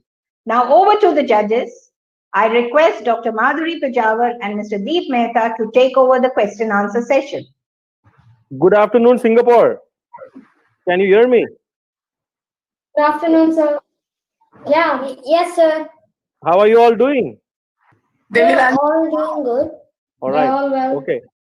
So your topic is nice. Your topic is quite interesting. So I wanted to understand that whatever initiatives which you've taken, how would you, or do you have any plan to sustain these initiatives in the future? Yes, so when we started with these projects, we had a picture in our mind that we wanted to sustain these projects longer. That's why we took up this initiative and we really took it seriously. the mails were sent from the principal's desk to all the parents so that they learn more about this process, and they are also aware of what is happening, so they can help us sustain this project longer. So for the future, are you going to follow the same system of sending mails to teachers and your parents, or do you have any other plan? The way we started off was we took baby steps in our campus. We didn't jump the gun immediately. We first wanted to see. We wanted to go in a flow. So that's why we decided that we'll regularly update the parents so that they also get to know, and the students also get interested at the same time. So lasts longer. The project lasts longer. Okay. Over to you, ma'am.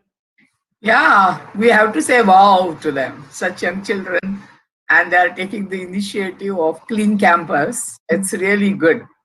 And I appreciate that you have not thought, though you have taken baby steps, you say, you have not thought only of your school campus, you have thought about entire Singapore, because you are thinking of supporting the government. Absolutely. I mean, I appreciate that thought also. So with this, I will like to continue further. What are the safety measures or the hygienic measures you have taught to the students when they are handling this waste? Okay, so before we even told them this process, there were a few things that they need to know. How do you do something? Before you do something, you need to know what is the process of doing this. Like a procedure. Yeah. So when we started the procedure, in that we included the safety measures so that they know it. They like when you have to write, when the teacher tells you to write an apple, you know how draw an apple. You know how to draw it. So that's how we told the students of our campus that this is how we have to follow the procedure. We have to wash our hands regularly after we mix the compost. We have to wear gloves time to time. We have to maintain social distancing at the same time. And yeah, so it was included in our procedure. It was at the back of our heads that we have to include this in the procedure, and that's how they came across the safety measures also. Yeah, good. Because in one of your video, your teacher was not wearing gloves. So I wanted to know about it, whether it has been taught or it has not been taught, because that's the first precaution which is needed to be told to the students. That's why I asked this. Further to that, as what it has been asked to you by Deep, have you already started doing it at home also, or is it done in the school? Because if you want to have it sustainable, maybe this waste posting might have started at everyone's home also. Have you tried to do that? Okay, so many of us have. So we only make this project because we can make people do it at home, not only at school. And many of us keep plants at home, right? So we thought instead of buying fertilizers, which can be a bit punitive, we can make our own aerobic compost and use it to fertilize the plants, which is much more cost effective and eco-friendly. Okay. Also, this would not have been done without us doing it at home, because we need to tell our mummies, whoever cooks in the kitchen, we need to bring the wet waste for the compost. There's this whole procedure which follows. So we need to bring the wet waste from our house, then we need to start mixing, and slowly it takes a long time for it to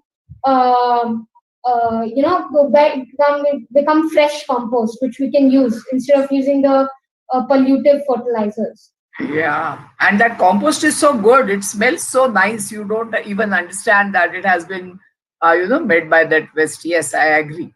So, congratulations and best of luck to all of you. And all the very best. Yeah, I will like to see that beautiful Singapore without any waste there around, because the initiative taken by the school. Good. Good luck. Very nice initiative. Thank you so much. Thank you very much. Thank you, judges and Team East Coast. To accomplish great things, we must not only act, but also dream. Not only plan, but also believe. Baliwadi has decided to act on their problem and find a solution. Here they are with their presentation. Good evening to one and all present here. My name is Divyansha and I will be one of the presenters. My co-presenters are Tanisi and Shambhavi. We want to thank our principal, Ashok sir, our coordinators, Karuna ma'am and Vijaya ma'am, and our teachers for giving us this wonderful opportunity. We welcome you to our project on the lack of organizational skills in students for the Global Excellence Day. Let's dive right in.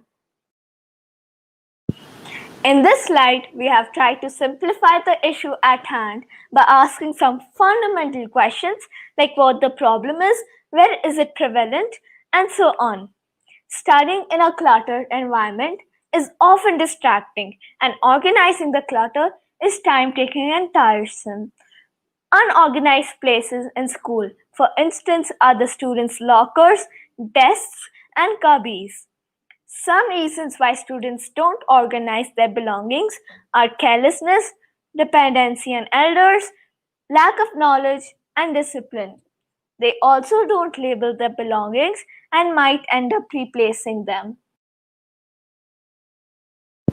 After a lot of brainstorming, where we sat together and discussed various ideas, we had quite a few contenders for the topic of this project. To pick one of them, we used a technique called nominal group technique or NGT so as to arrive at an unbiased decision. It was a close one, but the final topic came out to be lack of organizational skills in students. We have also attached the results of the nominal group technique for your reference. As you can see, the first topic won by a small margin, and there was almost a tie between the first and second topics. However, the final topic came out to be lack of organizational skills in students. Over to you, Tanisi. Thank you, Divyansha. Now, I would like to talk about the current situation analysis. We used two main methods while we conducted the root causal analysis. The first method being an Ishikawa diagram, which is a very efficient way to find root cause. We also asked ourselves the WH questions while preparing the Ishikawa diagram. Students don't organize their belongings because they don't have time to organize, don't know why to organize, or don't know how to organize. Some of the details being that they are dependent on their elders, they have a lack of discipline, they own too many miscellaneous items, and so on. We also took a survey to make sure that our hypothesis about the root causes was correct. Here we have displayed some questions that were asked during the survey. To keep the survey as unbiased as possible, we sent the form out to multiple schools in the city and tried to expand our sample space. This was our second method to find the root cause analysis. We had a lot of results for the survey. Majority of people think that organizing is an important skill. A lot of people are divided for the reasons why they do not organize their belongings regularly. And also, we realized that only some percentage of people organize their belongings regularly. These are the results we got after conducting the survey. Now let's talk about the solution development. Holding seminars about good organizational habits gave good results as students got to listen to their teachers, parents, other students, and also other people talking about the same subject from various angles, which gave the students a good understanding of the topic. Also, in view of the pandemic situation, the seminars were conducted virtually. We came up with the idea in the first week of June and planned the content in the second week. After that, we had one webinar every week until the last week of July. We saw that 50 students participated in the seminars actively. Taking out time daily and organizing in short periods of time helps you organize effectively and makes organizing less time taking. It also makes the process more interesting. Making DIYs sparked interest in students, and it is also environment friendly. Also, students got to show their creative sides by making colorful pen holders, drawer organizers, and other crafts, which the teacher taught them during the third week of July. By holding the fest, the students got to show their talents in a competition, which made it all the more interesting for them. The various activities included a DIY organizer competition, best organized desk competition, etc. This fest was held during the last 2 weeks of August. Even the younger students participated in special events, and the winners received virtual certificates. All of the students were encouraged by their coordinators to participate in all of the events. Over to you, Divyansha. Thank you, Tanisi. Now let's talk about the project implementation and its results. We use various mediums such as videos, audios, virtual posters, etc. to make the people realize the great need to organize and found out that as a result, 100% of the people thought that organizing was an important skill. We planned these 3 stages across 4 months as displayed on the screen. In May, we raised the awareness about our topic. In June and July, we educated the students about effective methods of organizing, and in August, we held the Organization Fest with many fun activities. We thank you for giving us this splendid opportunity to express our views. We would also like to thank you for being such an attentive audience, even though we are unable to present to you in person in view of the pandemic. We hope you all are safe and healthy. Thank you and have a great day. A good presentation, Team Baliwadi. I now request Dr. Madhuri Pejawar and Mr. Deep Mehta to take over the question answer session. Good afternoon, Team Baliwadi. Can you hear me? Good afternoon, sir. All right. Okay. Yes, sir. So my first question to you is, how many schools were involved to conduct the survey which you conducted? You said that you went across numerous schools, right, to conduct the survey. How many schools did you tap? Yes, sir. Yes, sir. We tried 3 schools, being Amnur School, GIS Baliwadi, and Kalyani School. Okay, so 3 schools, right? Yes, okay. sir. Okay. My second question is that what were there any challenges which you faced while implementing these initiatives? So one of the major challenges which we faced was convincing students that organizing really is necessary in their lives. Okay. Okay. So did you meet them in person, or did you have a seminar kind of a thing, or how did you approach them? So in view of the pandemic, we weren't allowed to meet any of our friends or any of our classmates. So we held an online webinar as to convince them. We asked their parents also to see if they can convince them into organizing more. Okay. All right. Thank you. Over to you, ma'am. Yeah, this is when we say organizing, there will be a lot of parameters involved, isn't it? So exactly which parameters from the student's point of view you considered when you were giving webinars? What did you tell them to organize? Ma'am, we focused on one aspect of organizing during this time, which is organizing your physical environment and belongings. And then we plan to later think about how we can motivate them to organize their time as well. Okay, so when we say physical environment or things around, do you mean that their books and their files and their tiffin boxes and school bags to be kept at a proper place and all those parts? You tell them where is the parameter? Yes, ma'am. Okay. Then I want to ask one more question. How does this, the material from the West, which you have taken workshops and the students have prepared some pen stands and all, how does it help in organizing? I mean, it's a good habit. So, ma'am, it helps in organizing, while the sketch pens and all, it's all cluttered, so they can organize it so that they can find them. They can find it easily and quickly whenever they need it. Yeah, that's general organization what you're telling about. I'm specifically asking this, how the craft which are made by the students, whichever craft, because the teacher took some online workshop of making the crafts. So how this comes into disciplining yourself? I mean, making a craft, organizing is nothing but disciplining yourself, isn't it? You will have to adjust all your belongings into a particular way, and you are not going to expect the parents to do it, isn't it?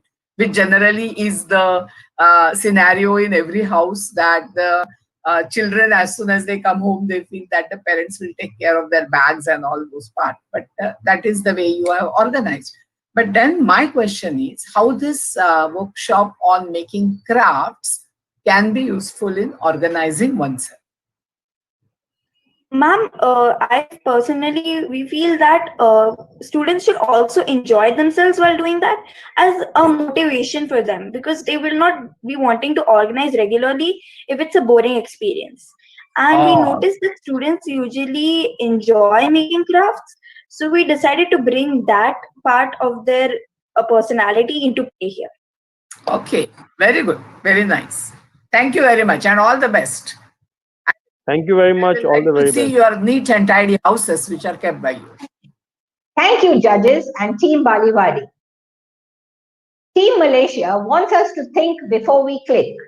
Please watch how they overcome their pressing problem. Bringing you the netiquette mafias from Malaysia. Kind words are like honey, sweet to the soul and healthy for the body. Proverbs. Yes, indeed, kind words lift up a soul and put a smile on someone's face. Good afternoon, dear judges, fellow contestants, and our wonderful audience. Join us as we embark on our journey to dispatch the misuse of words in the cyberspace or platform. We are the netiquette mafias of Global India International School, Kuala Lumpur. Yes, as stated by Miss Valerie, we are indeed grateful to be here. Salam Sujatra. When we describe a problem, we focus on the what, where, why, who, when, and how. Inappropriate behavior in cyberspace is what we are trying to address. We are looking at the platform of online classrooms and why this inappropriate behavior is a pressing issue. This has been a challenging menace that we're learning to address since March this year, and we continually derive actionable solutions through our Student Quality Circle. There was a recent article on August 15th on the New Stray Times that also emphasizes similar sentiments on online etiquette. This article points out that we have a right to say what we want, but not to the point of inciting uncomfortable feelings. It boils down to a question of ethics. What we deem as appropriate in real life should also be translated to how we behave online. We identified the problem based on what we evidently experience day to day in our virtual classroom learnings. Collectively, we felt that it is significant to instill discipline and respect towards teachers in this regard. It shows lack of digital etiquette based on both majority and a higher incidence of people being offended more than 3 times by a post or an email. We call ourselves the netiquette mafias. Users must ponder the consequences of their words before they post something online. 60% have indicated learning digital etiquette, but we make notes of their learning as minimal. There is still an awareness gap when it comes to how we conduct ourselves online. Please ask yourself, is it worth it? Pause and reflect before you press the send button. Be wary, be careful, and be responsible. When we analyzed the situation at hand, we dwelled on the key notable issues. Students were using inappropriate language during Google Classroom sessions and even disrupting the class by scribbling on the teacher's whiteboard. In other instance, there was also another issue where there was a login of a parent who was texting in an abusive manner using the child's ID. Therefore, the IP address was provided to locate the exact location to light up the matter. Our group spent time brainstorming possible causes of a topic, and we came to a conclusion of 9 different causes. By using a fishbone diagram, we could display and explain the causes in a more elaborate manner. Now worked on how and what causes we should choose to focus on and provide real-time solutions. We used 2 methods in there. We used the voting system to decide what causes we were going to later extensively explain. We used the root cause analysis system to analyze and display a choice of causes and the reason we chose them. We came up with solutions for the chosen causes in the form of solution development.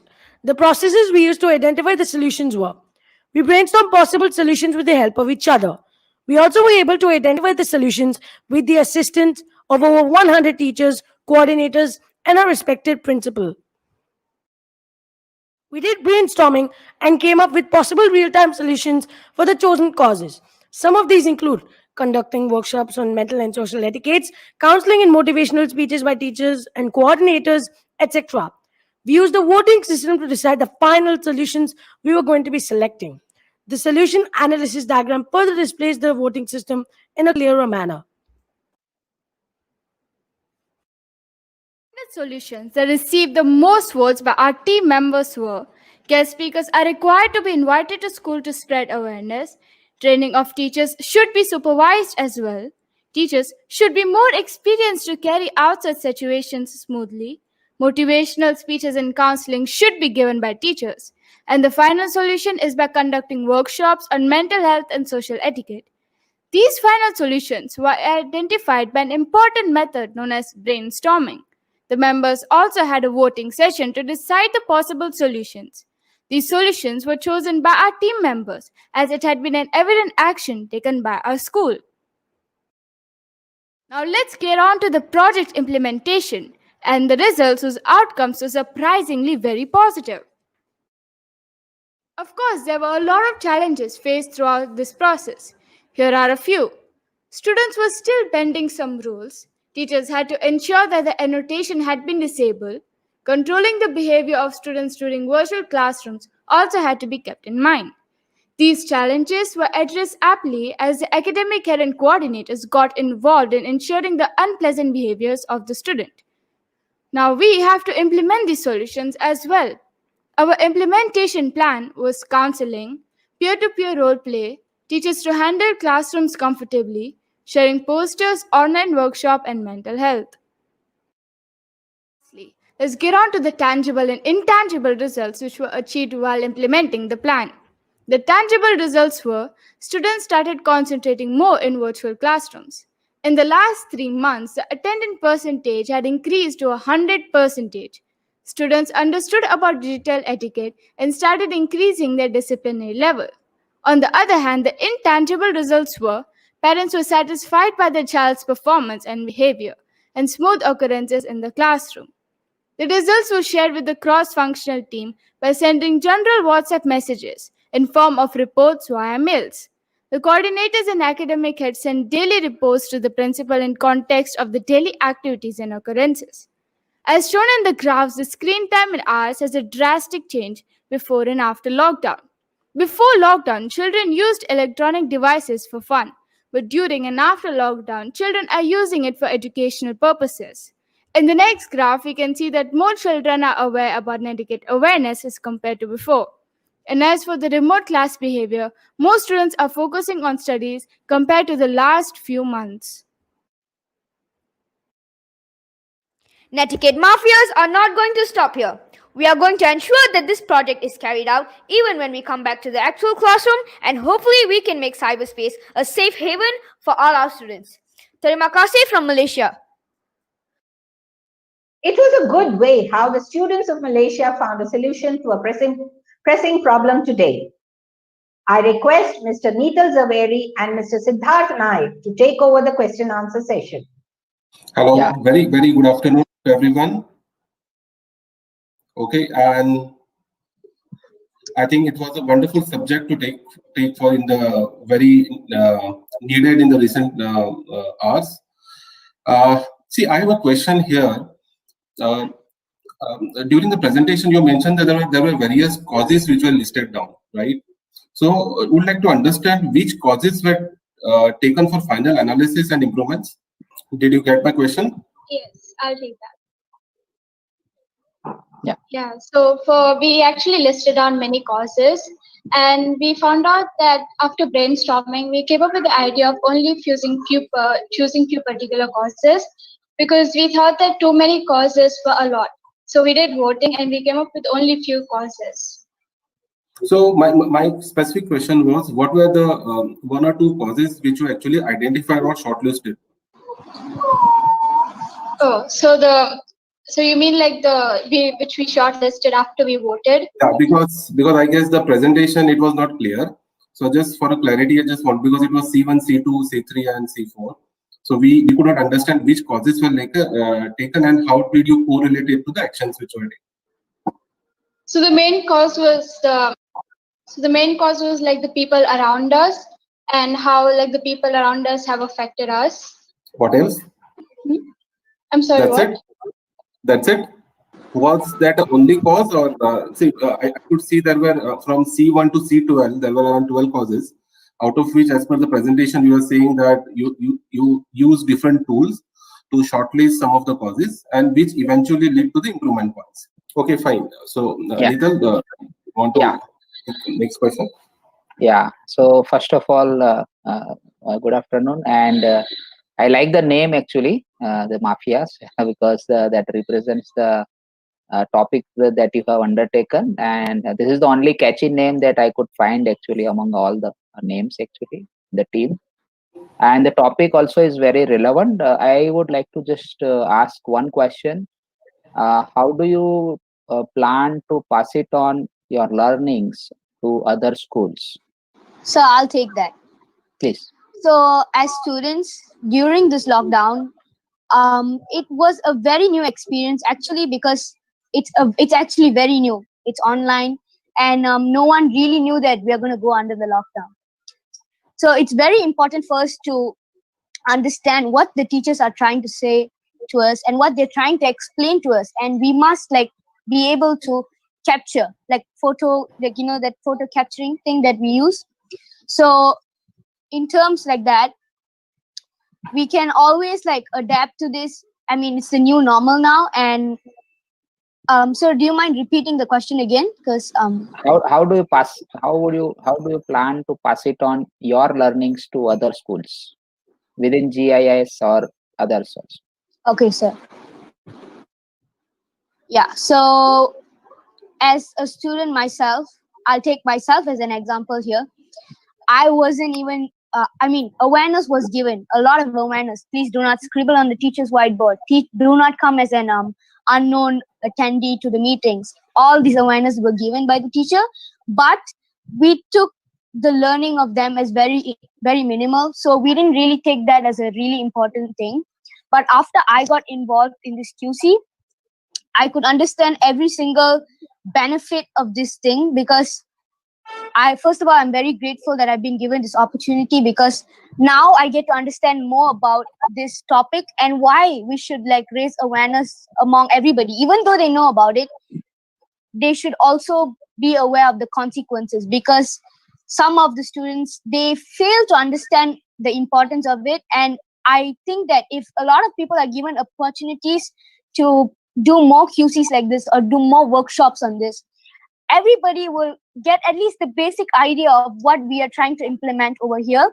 And since all our campuses have been given this opportunity to pass on a bit of knowledge about this particular topic, I would say that everybody needs to know about this thing, because we all have experienced over 6 months of lockdown studies, and it's incredibly stressful as well, because in normal classrooms there's also some lacks, because we will not understand a bit of things, and this was the same for this online classes as well.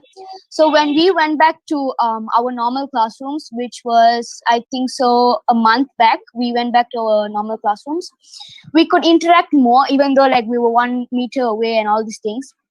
And still the teachers were reminding us about what we should and shouldn't do in case we go back to a lockdown again, and why we shouldn't like do all this scribbling, because our periods were shortlisted to from 40 minutes to 30 minutes. So in those 30 minutes, 10 minutes will go for attendance, 10 minutes will go for who's scribbling the whiteboard, who's doing this, who's doing that. So it's incredibly stressful for the teachers, and we can understand that. And yeah, so I think so this is how, like, even the slightest message, social media, the very basic thing, the slightest thing that we say on social media can be spreaded. WhatsApp especially, we say anything, will go like forward messages, will go very fast. So everybody is aware about this. It's just that if everyone is given opportunities, even before I was given this opportunity of QC, I never really understood about this topic. But now that I'm like practicing with my friends and my teachers, a lot of coordinators help. I really, really do understand what this actually means and why it is a very important thing. Thank you. Thank you, and wish you guys all the very best. Okay, and be safe. Thank you.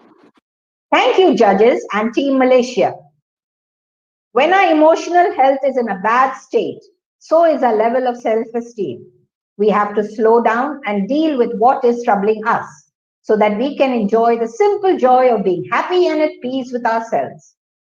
Here's Team Smart Campus Punggol with their QC. Good day, everyone. I, Janvi Bhatt and Devash Ashwin from GIIS Smart Campus would like to take this opportunity to present our quality circle under the junior category.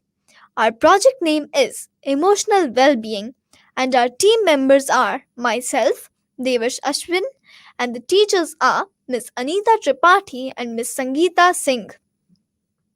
Since the start of COVID-19 pandemic, we've all been going through a period of distress. Educators have been limited in how they can support their students with new safety rules. However, at the same time, we believe that any crisis presents the opportunity to help us learn, cultivate compassion, and increase resilience while ensuring emotional well-being of all. This project was especially undertaken at the GIIS Smart Campus to ensure the smooth learning and emotional well-being of our students under the current situation, COVID-19. We decided to select our project with a purpose to ensure every student's emotional and overall well-being as we faced this challenge, COVID-19. A survey was conducted by teachers and students to identify the need to adapt to new methods of learning during COVID-19 pandemic. Based on the survey, 56% of students felt the difficulty with face-to-face learning. Hence, we decided to select this as our project, which can ensure smooth learning and help address emotional well-being of students. As there are various restrictions with the COVID-19 pandemic, students of the GIIS Smart Campus took the opportunity to turn the challenges into chances, understand the need of the natural world, and respect it at all times. Our core values taught us to mold ourselves and become adaptable to any situation, become all rounders, and taught us to use technology based learning, which is the future of education. Based on the current situation analysis, we came up with possible causes and analysis of the problem and methods to adopted to identify possible causes. We adopted the 5 Why method tool to analyze the problem, which is presented on this slide. Various methods were adopted to identify the possible causes behind our project. Emotional well-being. We were constantly counseled by teachers and staff. We in fact became the catalyst to initiate environmental discussions and learn beyond the school boundaries. We students became agents, helping to increase public awareness, the need to respect and understand the natural world. GIIS Smart Campus came up with some practical solutions to ensure smooth learning. Ensuring the actionable guidance could be followed under the pandemic, which aimed towards the safety of the students. Schools started GIIS Helpline, providing counseling to students at all steps. We became advocates for disease prevention and control at home, in school, and in the community by talking to others how to prevent the virus. Most importantly, we adopted to the remote classes that help them ensure smooth learning who teach us extra support. It was fully ensured by our teachers that we are fruitfully engaged, doing meaningful enrichment activities when taking classes virtually. Yes, we have created a team that emphasizes more on the behavior rather than knowledge. We believe in discipline, knowledge, right attitude, and appropriate behavior. Let me share with you how we implemented the project and what was the result. The anxiety of not being able to attend school, the time and process we needed to adjust to new COVID 19 norms, sometimes technical issues with virtual classes, restrictions of movement were some of the challenges we faced. But teachers were already ready with plans of action. We had meditation session during our tutor period. GII's helpline was available at all times. Had school counselors to address all kinds of emotional needs. We were fruitfully occupied at all times with meaningful activities, thanks to our teachers. Students were constantly engaged with all school activities and at a wider platform at all times. We didn't miss on any important school events, be it Spellowell, Junkar, having virtual cooking shows, field trips, and talent sessions where we got an opportunity to participate in all activities. More schools participated. In fact, there was a wider audience. All campuses got the opportunity to participate, and we had to adjust the time accordingly, keeping in mind the time zone. Teachers create beautiful music videos under this pandemic, giving a wonderful message to all. Virtual classes and the various activities conducted by our teachers ensured a very smooth learning. There was a clear increase in the attendance percentage of students. In most cases, it was 100%, with the feasibility to attend classes from home. Students did participate in various activities and performed very well, which was reflected in the number of awards won by them. Students' emotional well-being was very well taken care of. Yes, goal of emotional well-being of students was well achieved. Throughout this challenging time, our learning journey has not been affected, and we completely enjoyed the virtual classes with the teachers' wonderful support at all times. A survey was conducted on various parameters about the virtual classes and other school activities. The satisfaction rate was 87.5%. Students were completely satisfied and felt supported emotionally and academically. We adopted technology based education, which is the future. We ensured that we strictly adhere to safety rules at all times.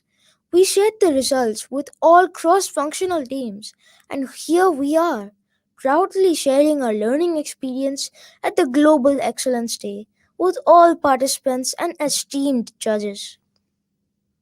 On that note, we would like to present a short video on our journey. Thank you, everyone. Stay safe at all times.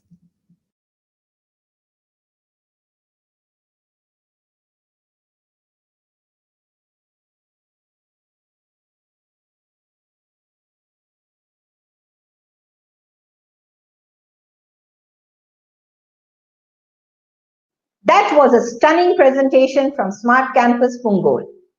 I now request judges Mr. Neetal Zaveri and Mr. Siddharth Naik to take over the question answer session. Hello, good afternoon, everyone. Am I audible? When you did the 5 why analysis, how did it help you to reach to the root causes or probable causes? When we did the 5 why method, we started repeating the word why many times, 5 times. That why did this happen? And that way we came to the root cause of the problem, which was COVID-19. Okay. Neeta, would you like to take another one? Yeah. So I just want to ask, this is a very good topic that you have taken, emotional well-being. My one question is this: in one of the slides, you mentioned about discipline, which is very important. So what are the activities that you have done to bring in discipline among the students?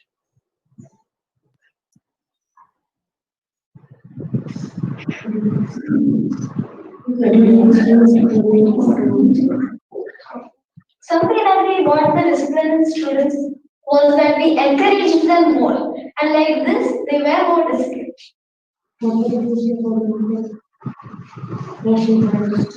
Yeah, please. Yeah. So we also followed some safety rules such as maintaining social distancing and keeping personal hygiene at all times. Yes. Okay. Thank you. Thank you. That's all from my side. Thank you. Thank you All so the much. best. Be safe and all the best.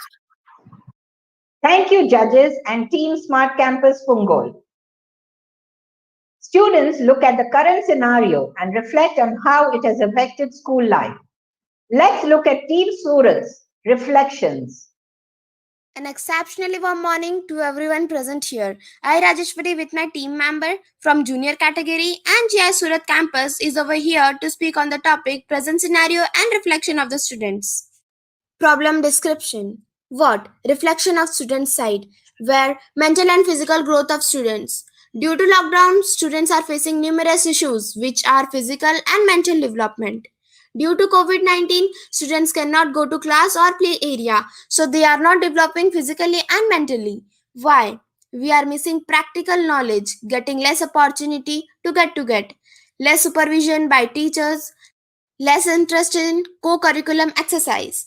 Students are away from the educational environment. They are not being serious about their studies. Who? Students, parents, and schools. When? Lockdown period. We all are facing these difficulties due to lockdown only. How? Change in lifestyle due to COVID-19. The COVID-19 has changed our whole lifestyle. Out of now here, everything has been shut because of lockdown led by COVID-19. Everybody is confronting numerous challenges, including students. They are not getting chance to build their innovativeness and moral values, project selection and purpose. Due to COVID-19, numerous nations have chosen to close schools, colleges, and universities. Internet educating has turned up as a huge turn for both teachers' efficiency and furthermore understudies public activity and instructing. Teacher and students evaluation have moved on web with a tone of experimentation. Numerous evaluation have basically been dropped. The method of online classes was finally selected by seeing the problem faced by the children and teachers in studying and learning. Our school has also done the same. Our school has provided the facility of online classes with all of the activities. We utilized two techniques, which were primary sources and secondary sources. We likewise utilize information like interviews, surveys done in our school, Google, magazine, and newspapers. After the survey and interview, we found the main reason is lockdown. Current situation analysis. We confronted various issues and they were having various indication and causes. Issues were school shut and we are not having any contact with teachers and students. Their causes is lockdown and the symptom is the ill impact of COVID-19. There are endless troubles looked at by the children's, teachers, schools, guardians, media, and government. The issues looked by the students and parents are issue of gadgets, reduce personal contact and less support, and so on.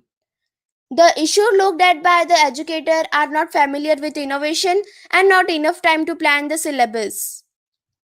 The issues looked at by the schools are following government protocol, continuation of regular classes, and so further. The issue looked at by the media and government are new educational policies, regular updates and changes. The tools used for listing problem cause are grouping of data and fishbone diagram. There are so many causes like loss of life, loss of studies, humanitarian effect, and their root cause is lockdown.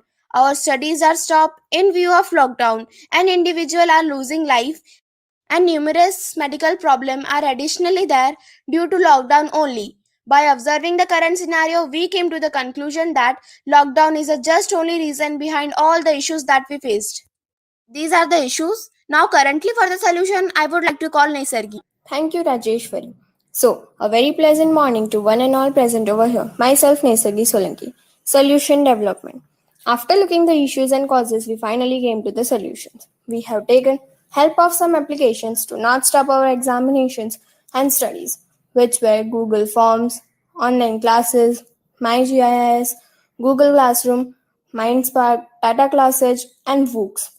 We distinguish these solutions based on our personal understanding, suggestion from management, and inputs from parents. Since now everything is accessible web-based, getting to class materials and submitting work is very simple. We utilize certain criteria for finding the solutions. They were availability, user friendliness, and accessibility. Now we will talk about project implementation and results. We face many challenges. They were continuation of studies, work from home, subject becomes theoretical, less interaction, and less supervision.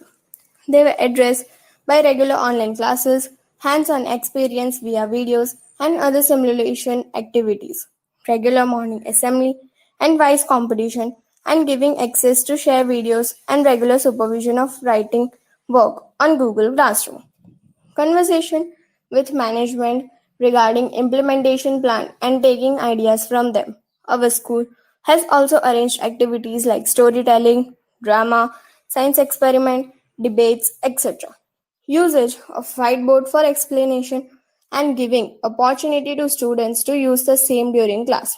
Life skill period are also arranged once in a week. Few of the co-curricular activities like music, art and craft, and dance were also implemented. Furthermore, various clubs like photography, charities, and subject-related clubs, etc., are also going to be implemented. Due to COVID-19, physical classes can't be held, so our school has chosen to begin virtual classroom. The tangible results were attending all the classes without getting failed, completion of all tasks on time, utilizing the online tools for study purposes, taking cooperation in problem solving questions. The intangible results were no fear to lose study, dynamic about investigation, getting more familiar with new technologies, wavering, going to the end from powerless understudy. We shared the outcomes and solutions through G Suite ID, MyGIS, Google Classroom, and Gmail. Now I would like to share some images of quality circle, the activities that we have done in our school during this lockdown period. A great presentation, Team Surat. Now over to the judges, Mr. Neetal Zaveri and Mr. Siddharth Nayak for the question answer session. Good afternoon, everyone. Yeah, good afternoon, Team Surat. Good afternoon. Wonderful presentation.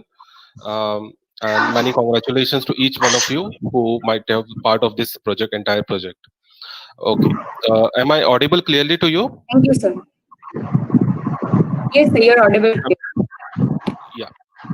So my just wanted to understand from your presentation, the most of the solution listed down seems to be very obvious, and probably this might have also come through your GIS corporate. What I would like to know is what different things GIS Surat might have implemented during the course of this project. So can you please repeat the question? I don't understand that. Yeah, so my question is to deal with this pandemic. I think most of the solutions which you might have implemented would have also come from the GIS corporate, okay, as a part of the standard guidelines. How do we go about? What I would like to understand is what are those different things which GIS Surat has implemented during the course of execution of this project? What are the different initiatives you have taken, GIS Surat campus has taken as a part of this particular project? The GIS Surat campus has taken so much of initiative in this project. They are supporting us very much. Because of exam, we can't able to join the meetings. Means they have supported us very much.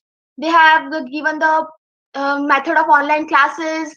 They had provided us the art, dance, music, everything they had provided online. And we are having now CCA activity clubs also every Saturday. And slots are being very interesting, and we are taking very much interest in that, and we are motivating very much in this online classes. Okay, so I have one more question then. What are your key learnings personally as a student? What are your key learnings when you go through this entire project? We are learning technically. Sorry? Nesaki, would you like to answer the question, or I would? No, you continue, Rajesh. Okay, thank you. We are learning technically. We are getting more knowledge about our technical world. Before, when we are going physically school, means when we are meeting physically, we are not getting that much of knowledge about the technical world. In this online classes, we have learned so much about the technical world, like what are there in that, what we can do in technically in this mobile or laptop particular device, what we can do. There are so many things that we can do. Before, I was not believing that we can had online classes, but technologically we have done that. Yeah. Thank you so much. Thank you. Nidal, you have anything? Yeah, sure. So, good afternoon, Team Surat, and good presentation, good topic. Only one question: how do you compare the result of online classes versus traditional classes? How do you evaluate the result of the overall impact on the students' learning? Actually, Yes, sir. So can I give? please. Yeah, please go. Yeah. So actually, if we will compare the virtual classes with physical classes, here I have got an idea that it is, if you are talking about the virtual classes, so yes, students are getting their knowledge. They are getting more, what we say, knowledgeable about the technology. And even in the virtual classes, the way of presentation that the Surat campus has done in the classroom itself is very good. And I can see over there that the outcomes that is coming out from the student side is also very good, and even parents are also supporting to us because of parent side and students efforts. We can see that yes, they are putting their efforts on virtual classes and they are getting the knowledge what we have to deliver to them. Okay, so one more extended question to this.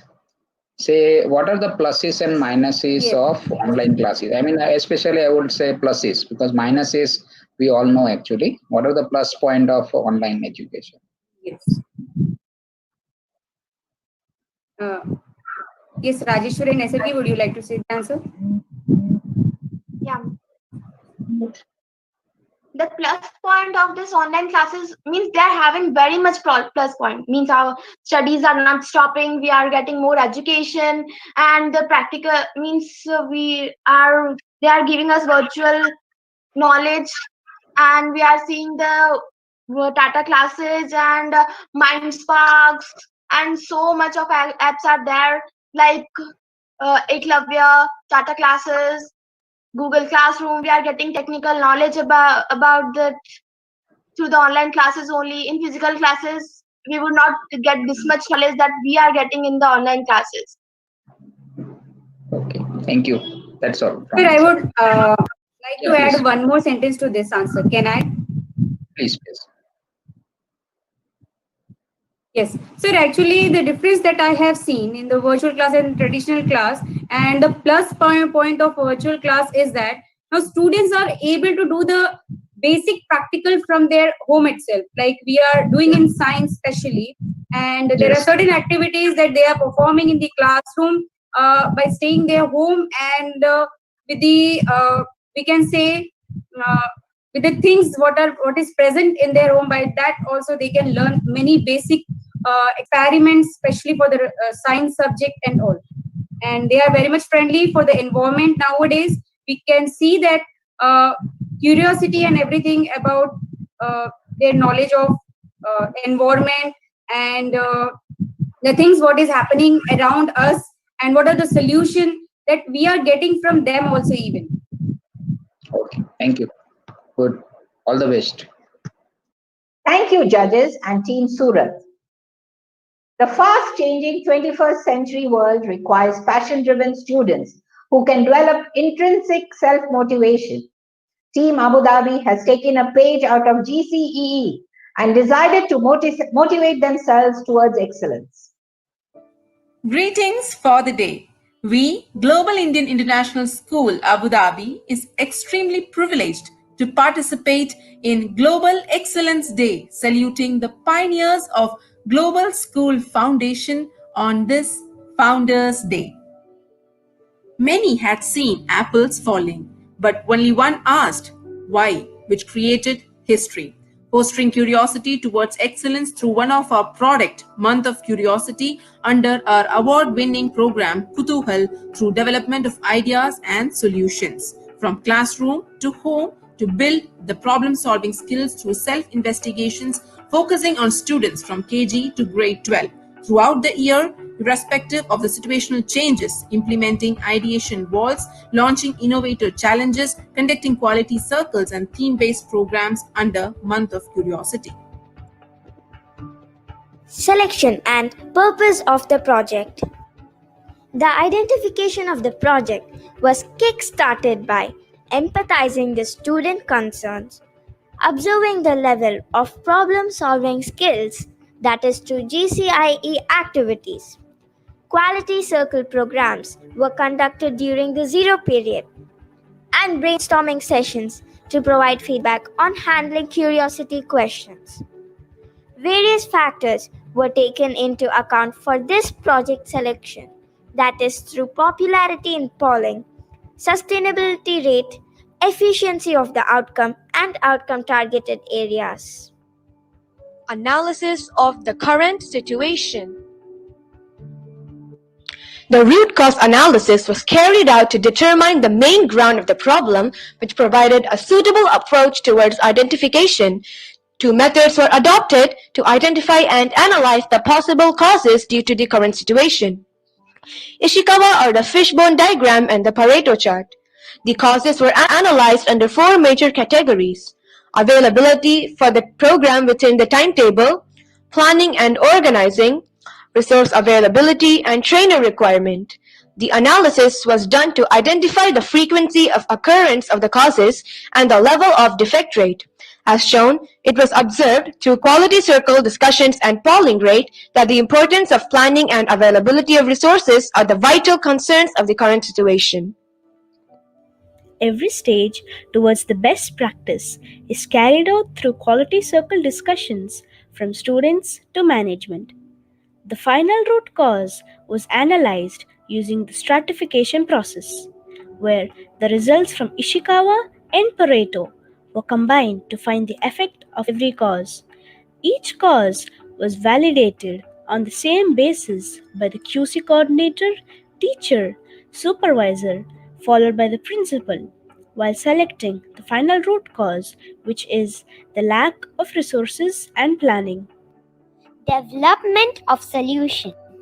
Based on the evaluation of the root causes, various ideas were put forwarded through quality circle to arrive at the solutions that can be implemented to help in developing the knowledge through curiosities. Ideation wall that provides out-of-the-box solutions to the real-world challenges. Monthly theme-based programs to help ignite the student's skill under various topics. A dedicated 40 minutes curiosity period in the timetable for generating and developing the ideas and solutions to problems. A question box to post the why, how, and what. Weekend activities by external people to train the students on next generation skills. These solutions were evaluated under four main criteria: sustainability of the program, implementation process, level of opportunity towards innovation, and its cost influence. Based on the selected criteria, the team had put their oats across every solution to pick the best ones. As shown in the pie diagram, Month of Curiosity and Ideation Wall was the most voted solution due to its high ranking in sustainability, opportunity towards innovation, and cost influence. This was supported and approved by the management through principals, supervisors, and teachers. Implementation of the project and its results. Every successful project goes through a set of challenges before and after its implementation. The method that we have used to identify the implementation challenges is through the Process Development Program chart. It demonstrated the flow of programs from its objective through the strategies, challenges, and the changes made in the action plan. As shown, the program encountered with age-differentiated challenges, resource unavailabilities, lack of ideas for the theme-based programs, and less participation in innovator competitions.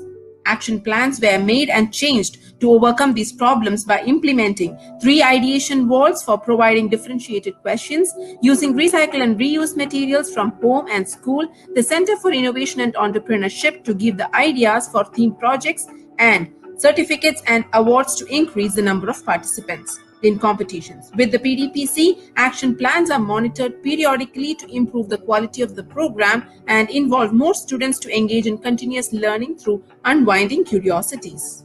The results and benefits are measured under 2 categories. Tangible results were identified as an increase in participation of the students, more innovative approach towards problems, opportunities towards various competitions to showcase their skills, and the experience to digital world through continuity of the program in the virtual learning period. The intangible benefits help the students to develop their problem-solving skills with creative thinking. The increase in the level of parent satisfaction was observed in parent-teacher meetings and awareness programs conducted by the campus. It's a miracle that curiosity survives formal education. Thank you for giving us an opportunity to showcase the project Month of Curiosity to encourage the students towards excellence. Team Abu Dhabi, that was a good presentation. I now request judges Mr. Neetal Zaveri and Mr. Siddharth Naik to take over the question answer session. Hello, Team Abu Dhabi. How are you guys? Hello, sir. Good afternoon. Very good. Good afternoon, sir. We are good. Good afternoon. So, first of all, wonderful presentation, and my congratulations to each one of you. Thank you. Your team who is a part of this project. Okay, well done. I have a question on that, or rather a clarity which I would like to seek from you. You use a Pareto chart in your presentation, right? Okay. So in that Pareto chart, Yes. I can see that time and trainer were contributing to the majority of the defect. Okay. However, for the further analysis, you have selected plan and resources. Can you further elaborate on that? May I answer? Yes. Yeah. Okay, so we have used Pareto chart. As you can see on the slide, we used it to organize our data more properly, and it showed us how much of the defect rate was there. So we had more defect rate in plan and resources because usually most of the times we didn't have much of a really good plan so that we could actually hold a good event or like have that many participants in the event. And resources is that before it was really hard to get resources for each and every one of the students so that everybody can have something to do and make for the month of curiosity. And so the defect rate was higher than other problems that were there. Okay, so my follow-up question will be then, so what defects were considered in correlation to these causes? Any 2 examples can do. May I? Yeah. Yes, we have considered the 4 criteria while selecting the root causes, which was the occurrence, the frequency of its occurrence, and the effect rate are one of the 2 main criteria which we have considered. While considering the 2 criteria, we found that the lack of planning and the lack of resources were affecting the students to publish their activities, to innovate their ideas. So those 2 were finding the most important causes which were creating a barrier for the students to let them think out, and the availability of the trainers and the time duration was at least we were able to cope up with that. Okay, opportunity in this week, more opportunities where seems to be occurring in the next weeks or the next. Over to you. Yeah. Good evening. Good afternoon, team Abu Dhabi. Good topic and good work. I like this idea wall actually. That was very good. Idea wall was very good. Thank you, sir. And I Thank you so would much. like to ask a question on this. When we say curiosity, and the ultimate idea is to identify, innovate actually. So how do you, understand the problem and the current gaps which are prevailing? So what are the things that you do? I mean, you must have done actually. I just want to understand one or two examples. How do you, first of all, identify the problems? How do you define the problems and the gaps which can, be bridged actually? So what is your criteria for saying that this is a problem and converted into then an idea can be implemented for innovation? So the definition of a problem according to you, how do you identify the problems actually? Shall I answer? Please. Okay, so we identify the problem by doing discussion in quality circles and brainstorming the ideas with our teachers and other students. Okay. So one is the brainstorming that you do. Sir, can I add on to that? Please. Yeah, sure. Sir, we like the teachers have also emphasized with the students to see what problems they are facing in day-to-day life in school. So that's how one of the reasons, like that's one of the things that they did to understand many problems that were there in the particular. Okay, good. So maybe you are listing down all these problems and then shortlisting them, right? Yes, sir. Sorry, sir, I got disconnected in between. Yeah, that's okay. I think students have already answered our queries. Okay, And thank you. Thank you. So just to add on to this, there is no question, but one of the company where we work, they used to say IPL. IPL is instant problem log. So they used to keep a small pocket book. Everybody used to keep a small pocket book, and whenever they see a problem, they used to note it down.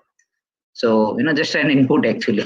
Yes, sir. Okay. Good work. Thank you. Yeah. Thank you, sir. Actually, I would like to add at this point that we are maintaining, especially the GCI department is maintaining a PDPC plan for every project that we launch. For example, Month of Curiosity, or we have the Kutuhal program, or the Altasamu program, that is the inter-school competition. We are maintaining a PDPC where we are noting down the challenges that we face at every point of its launching. And then we develop the action plan. We change the action plan according to that. Even for Month of Curiosity, it's not like what we have planned before. We have changed according to the necessity of the students and according to the challenges that we face periodically. Thank you. Good. Thank you. Keep it up. Yeah. Thank you. Thank you, judges and Team Abu Dhabi. When you do more than you learn, you leave a distinctive and notable footprint on Earth.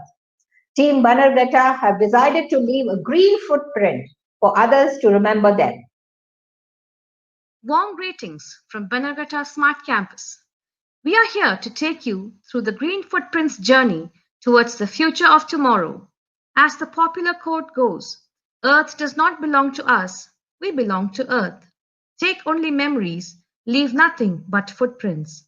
I, Binu Priscilla, would like to introduce you to my teammates, my colleague Rachita, and our two enthusiastic green warriors, Chetas and Likith. We chose Green Footprints as our theme, as every step we take towards a sustainable future is an epitome for the future generations to emulate. Join us along as we take you through this green journey. Let me take you back in time to 2016, when the Banaghatta campus was meticulously planned and the foundation of this state-of-the-art smart campus was laid. The rapid urbanization of the city of Bengaluru and its evolution from the garden city with lush green parks in the neighborhood to the concrete jungle that it is today is not unknown to any of us here. School is the second home where most parts of the day, and more importantly, the productive part of the day, are spent, and thus the need for an ambience which is conducive to learning and playing in equal measure. The management of Global Schools Foundation has always been visionary with its educational reforms and innovations. This mission of establishing a green campus was another feather in their caps. The leadership scouted this location and finalized it, as it was located away from the hustle and bustle of the city. The leadership strongly felt the need to inculcate in children the awareness of environmental degradation, and what better way to do that than provide hands-on experience in the form of school campus, which was intended to be built as a treasure trove of nature's bounty with clean, healthy, toxic-free environment. Why was Banaghatta chosen as the coveted location? According to a survey conducted on the air quality of Bengaluru, it fared below expectations, and this location, with its proximity to the Banaghatta National Park, was the unanimous choice.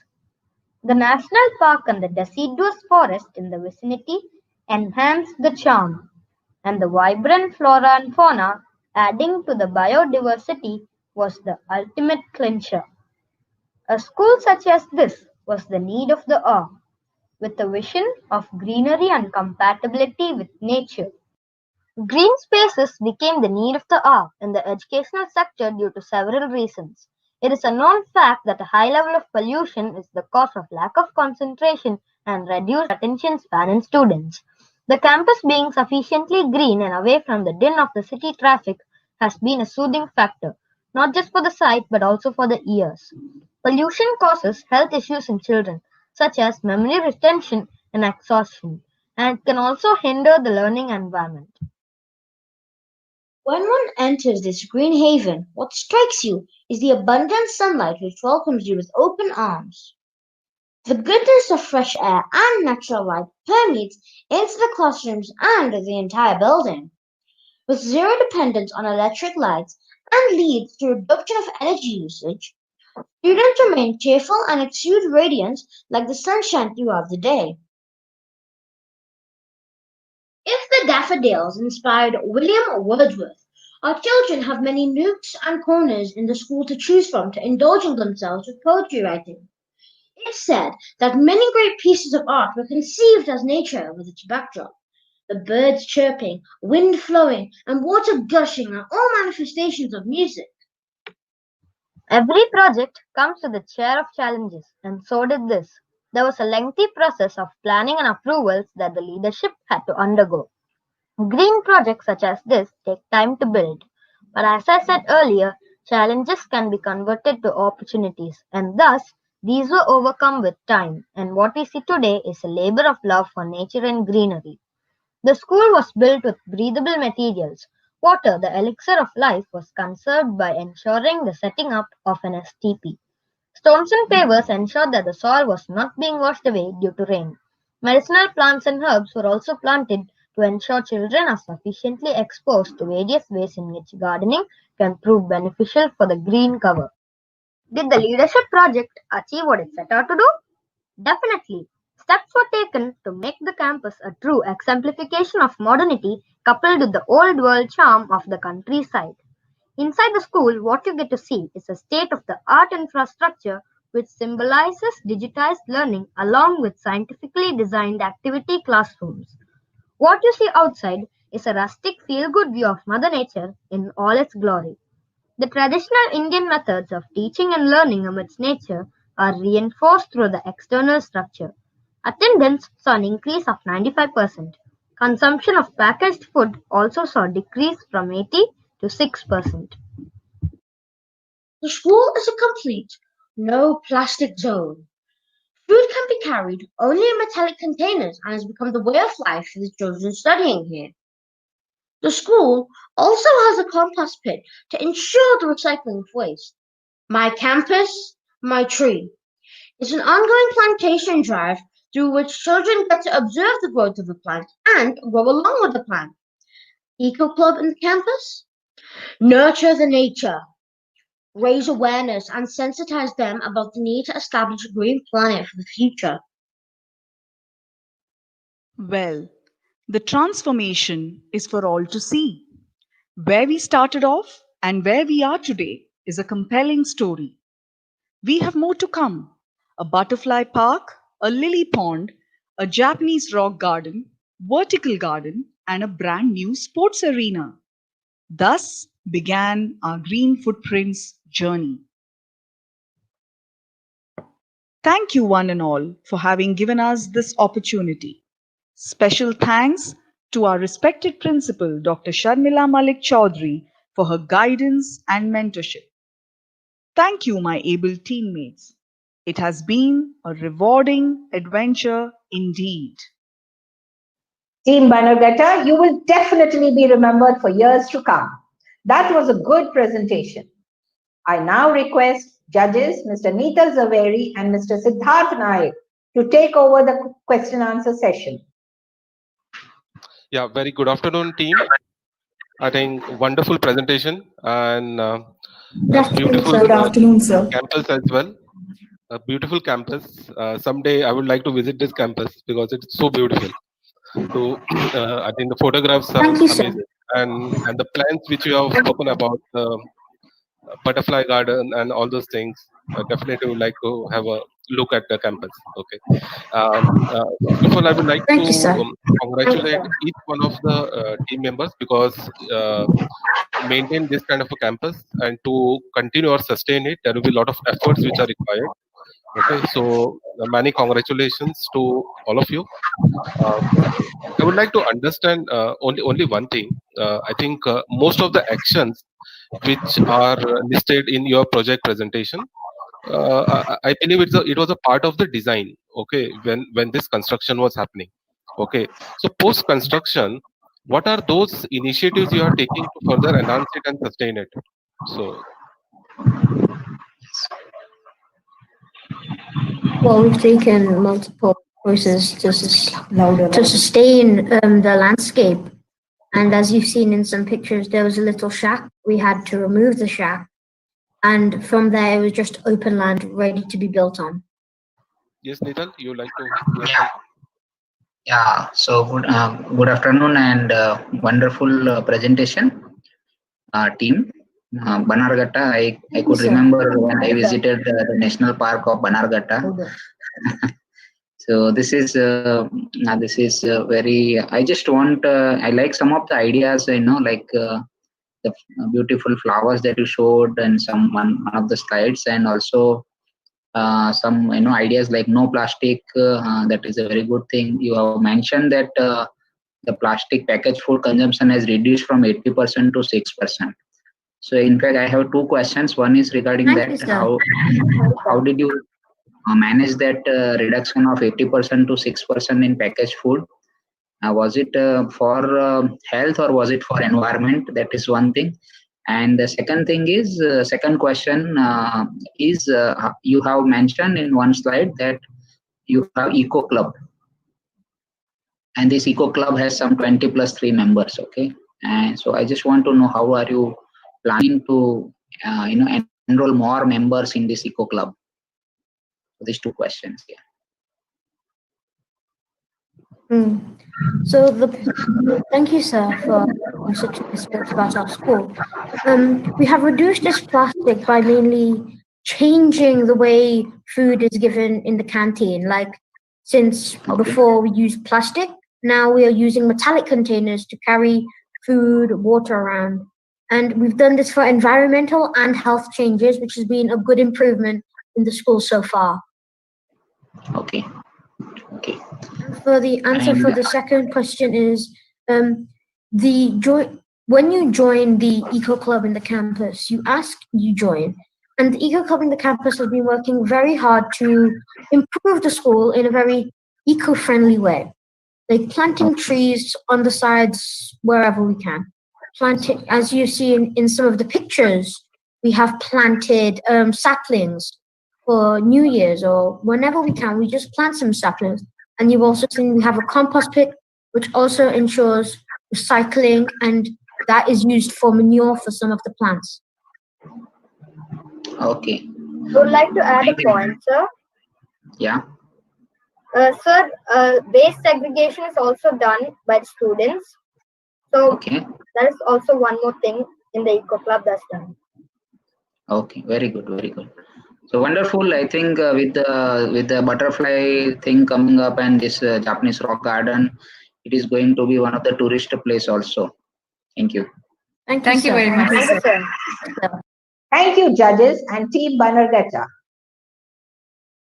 Students of Noida have decided to take action against bullying and come up with an action plan through their quality circle method with amazing outcomes. Here's Team Noida with their presentation. Hello everyone, I am Kashri Gupta of Grade 5 from Noida campus. I have Rinakshi Bhatnagar and Arnab Pandey as my team members. Our topic for Quality Circle is Say No to Bullying and Unhealthy Behavior. As there is a saying that no one can reach on the top by pulling anyone down. So, with this thought, we're going to stop and fight against this behavior. Bullying is becoming a widely recognized problem in the world. There is a link with bullying to anger, aggression, violence. It is important to come up with a comprehensive school-wide plan to prevent these bullying behaviors. Nowadays, there are increasing newspaper articles about bullying and its effects, and we took this problem as a Quality Circle project to find out the possible ways we can stop this unhealthy behavior in schools. First, we need to understand what is bullying actually. It is behavior that is intentional, hurting, and repeated by one or more person. Actions such as making threats, spreading rumors, attacking someone physically or verbally are all considered bullying. Now, the types of bullying. Physical bullying, which involves hitting and slapping. Verbal bullying, as name calling and threatening. Emotional bullying, which is done through spreading rumors. Cyberbullying, which is done through sending nasty messages. Now, there is no single reason which explains why bullying happens. Children can be bullied for a number of reasons. Sometimes it can be an expression of anger or frustration. It can be the result of poor upbringing. Violent games may influence their behavior. For some, it may be an attention-seeking behavior. So, we can sum up the causes as low self-esteem, any conflict, lack of support system, any kind of stress or discrimination in any form. In the next slide, we have some stats. The first stat shows that 28% of the students accepted that they have been bullied. 70% claimed that they have witnessed the bullying, and 30% students accepted that they bully others. The second graph shows the bullying according to the grades. It is maximum with 6th graders at the age of 10 to 12, and it keeps on decreasing as the age and grades increase. Thank you, Kashvi. As you all can see in this slide, here we have explained that how we conducted the survey with our school students to know the statistics of bullying in our school. Our team prepared a survey for the students of age group 12 to 15. Each team member surveyed a group of 20 students on basis of the survey worksheet. This method of survey is called nominal group technique. Over here, we can see the data collected from NGT and the bar prepared from this data. From this data, we come to know about that verbal bullying is the most common type with our kids and the least is the emotional bullying. In this slide, we have Ishikawa diagram, which was made after talking to the students with whom we conducted survey. And we came up with some causes like fear of exclusion, family stress, academic pressure, ineffective social and moral grooming, and sometimes there's a lack of interventions from the teacher's side. On basis of these causes, we came up with a possible solution, which was the third criteria. If we talk about the solution, first of all, we have to create awareness about this topic in students, teachers, and parents too. By doing this, we can make them understand what the problem is and why it is important to stop this. Now, I request Anu to take you further. Thank you, Linakshi. As Linakshi told us about the possible solutions of bullying, I would like to elaborate the solutions. The first solution is to raise awareness. In this, We can include messages about healthy relationships and risky behavior through personal, social, and health education.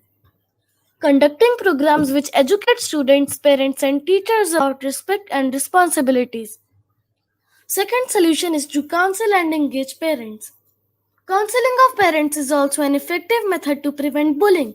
Schools can set the stage for meaningful parent involvement. The last solution is to maintain positive school environment. A positive school environment will promote respectful treatment of others, enable students to express themselves through speaking, writing, and other creativity skills. Strong people stand up for themselves, but the strongest people stand up for others too. In order to implement the solutions, one child well-being committee was formed. The team had middle and senior school students looking after overall health and well-being of children was made. The major function of this committee was to represent the student complaint and concern at the school level. It was also responsible for arranging stress management. This committee also organized some sessions with the art of living. These all activities resulted in lowering the stress of students, and also they got assured that there is always someone to listen to their concerns. After that, if we talk about the results achieved and its analysis, initially 60% of the students were facing the problem, but after all these interventions, the percentage was reduced to 40%. Moreover, a positive environment was there in the school and higher level of confidence was seen in the kids. It's not like that once we have conducted the project, everything will be fine. We have to maintain this awareness and positive environment in the school. Measures are taken to ensure the safety and security of the students. It will be ensured to take up all the steps as a regular practice, reaching out to each and every child in all possible ways. Now, I will request Kashvi to come forward for the acknowledgement. Thank you, Arnav. We would like to thank our principal sir and our academic coordinator for their able guidance, innovative ideas, and enthusiasm. Teachers for their continuous support and encouragement.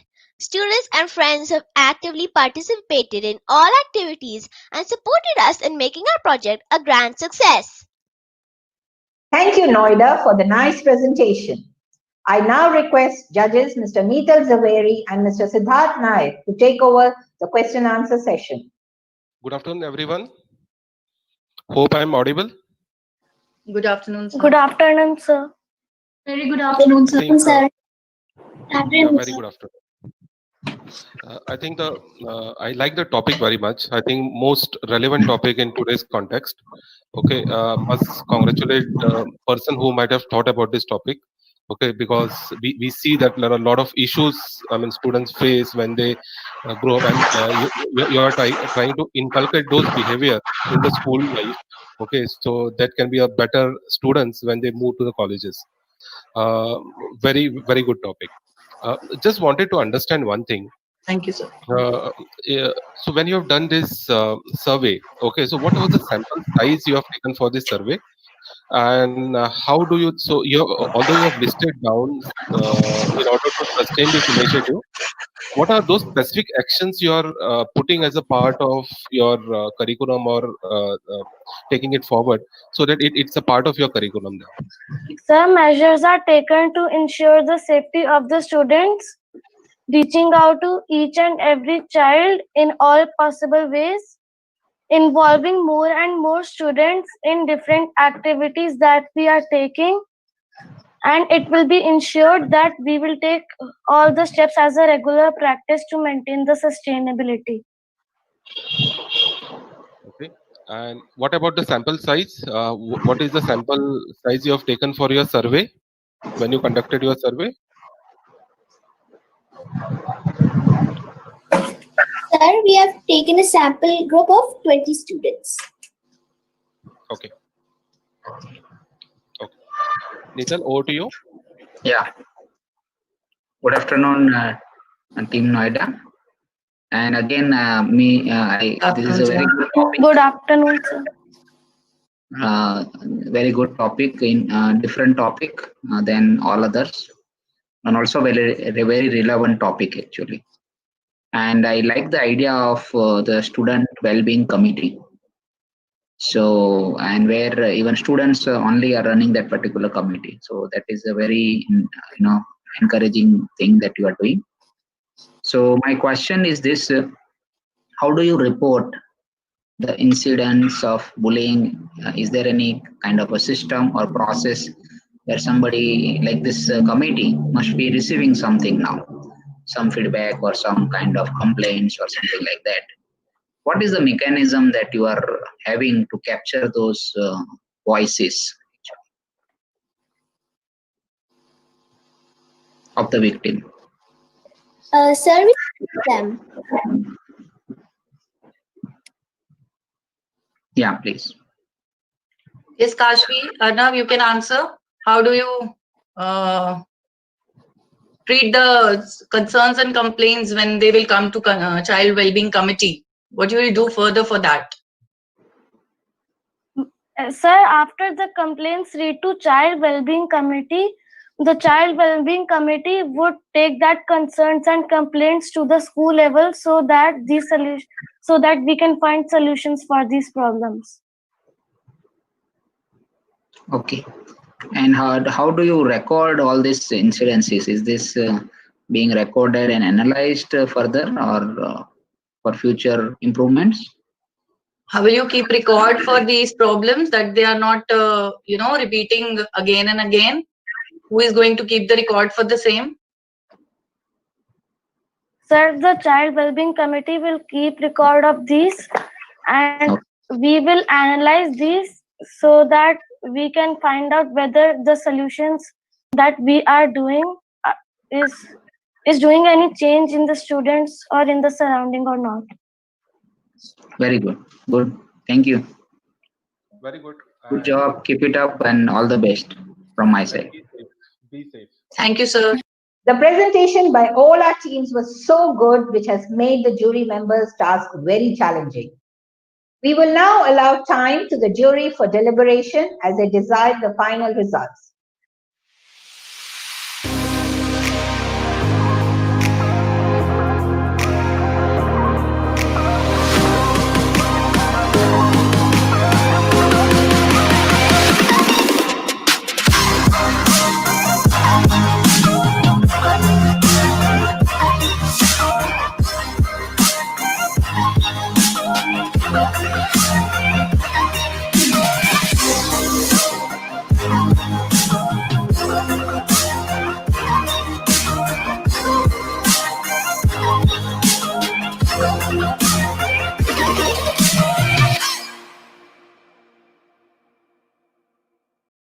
The jury members have reached a final decision.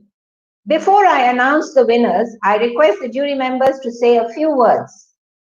Starting with Mr. Deep Mehta, Dr. Madhuri Pejawar, Mr. Neetal Zaveri, and Mr. Siddharth Naik. Hey GIS, a very good evening to all of you. Today is one day which I'm going to remember all my life. I have never even thought of judging students, and today I was a part of the jury judging students from grade 4 to 8. Oh my God, it was a fabulous experience for me. And I'm really shocked and surprised to know that these young talents are moving towards the world of quality and excellence. I started my quality journey, rather my excellence journey, when I was 28. And here I have students from the grade 4 to 8 already on the path of excellence.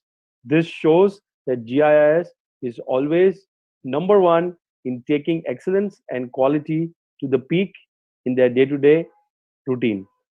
I'm really happy and I compliment the top management of GIS for carving the future of these young talents so very well that the future for these students and of course the GIS is going to be very, very bright.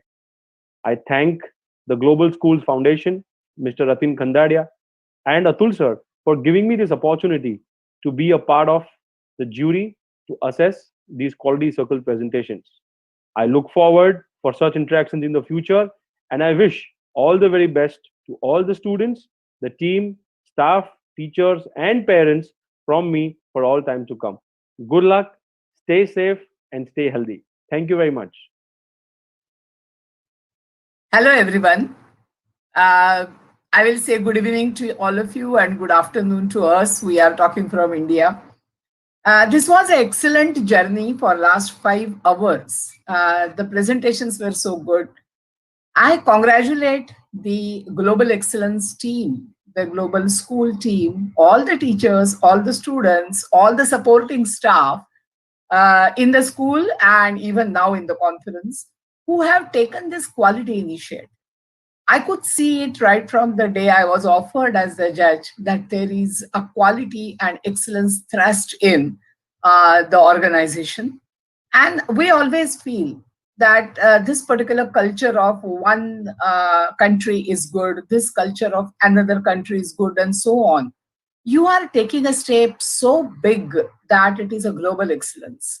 So from all the different countries, all these good cultures will be taken together and there will be really excellent global citizens. I think so, being in the education field for last 44 years now, that was always my dream, that whenever we used to see the story that this is good here, this is good there, and so on, like we always used to feel that why can't it be there in this education system, that education system. So I think so, your foundation has taken up that initiative and you are training our future global citizens so well, right from 5th standard, where the students are hardly 9 to 10 years old.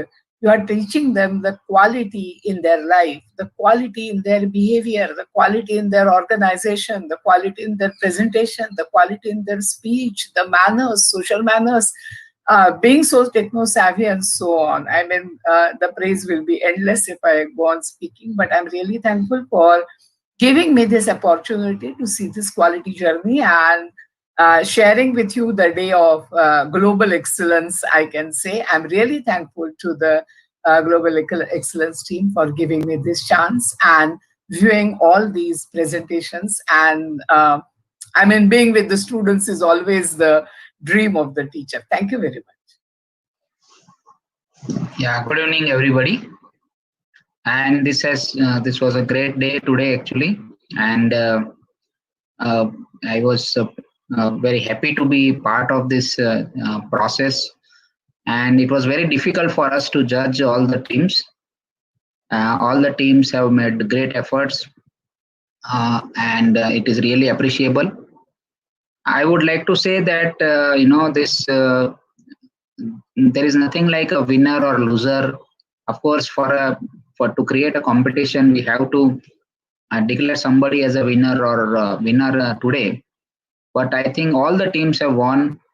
If I consider GIS school among all other schools in the world, then all of you are already a winner actually, because you have made very great presentations. I was really surprised to see the kind of the topics that you have selected, the way you have created the presentations, and the way you have answered the questions. It was amazing actually, and hats off to you. I hope you will definitely continue this journey of excellence. And I would like to also mention the team which is working on the background actually, and the entire team of judges felt that you are already like everything was meticulously planned actually, even for this event, and that shows the excellence. Because as Aristotle said, this is excellence is a habit actually, when you practice it again and again actually. So we could see that you are practicing this excellence in not only in on a particular project, but also in your day-to-day activities. The excellence is getting reflected. The way your entire team, Jacinta, Ratin, and we had a dry run a day before. So all those things show us that your excellence is ingrained. Excellence is a part of your habit already actually. So, and another thing with the initiative which what you have started off, giving a quality circle kind of orientation to the students at this age, this is going to give us a long good result in the years to come actually. And I mean, this is a wonderful initiative, I would say, and keep it up. Keep practicing excellence. Thank you very much. Hello, everyone. I think it was a wonderful experience to be a part of this initiative and a part of a jury member. I thoroughly enjoyed watching the presentations which were pre-read, which were sent to us, and also going through these live sessions and interacting with the students. What amazed me was the kind of clarity the students have in terms of their in terms of those tools which they are using. Okay, probably we came to know very later part of our lives of this tool. I would like to congratulate GIS team, the think tank, okay, for starting off this initiative. I think this is a great initiative. What you are doing is you are actually making students self-reliant at this age. Okay, so they will be not dependent on anyone to solve the problem. You are giving them those tools so that this can be applied anywhere and they can solve their own problems. So that will help them in the longer run. I think participation is most important. For me, each and every person who has participated in this is a winner because they have attempted to solve a problem. Okay, and which is a very good thing. And I mean, I appreciate that effort put in by each and everyone. I think problem solving, when we talk about, or quality in a sense, when we talk about, we always relate to a product. Okay, but there is a lot of things which comes as a quality of life. And this thing, what we are doing, what are the values which you are inculcating in the students, which help them to live a better life. Okay, and thank you so much. Once again, I would like to thank JIS team for being for me being a part of this wonderful event. Okay, I wish you all the best, and also I will recommend that this should go a long way. Okay, try to spread this all across and within your teams. Okay, this will help the students a lot. Okay, thank you so much. Those were valuable feedback for all of us, which will help our students and organizations to achieve higher degree of excellence in times to come. Thank you, everyone. Thank you, jury members. And now for the results that you've all been waiting for. As it is said, there is no finish line for excellence. However, award lies in participation. Through this event, the biggest award is the learnings you've all acquired and implemented in your projects. And in our view, you're all winners. The results have been finalized by the jury members. So without further ado, let me start with the individual presentation. And this was a tough one, I'll tell you. The judges were debating on who to give it to. And after a lot of deliberation and going through it and literally voting for it, they have come out with the best presenter. It goes to Jay Chalani of East Coast.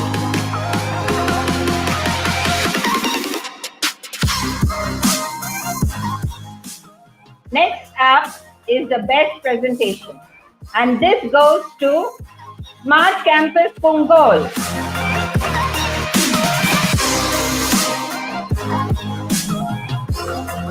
Congratulations, Smart Campus Punggol. Now the next one, the best topic. And this goes to Team Whitefield.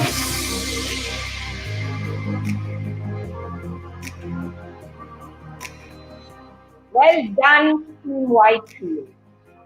Now for the QC Award. Starting with the Silver Award. This goes to East Coast Campus.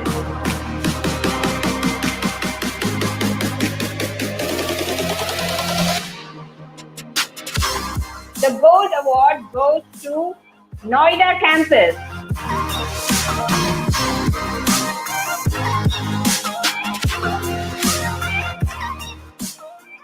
Congratulations, Team Noida.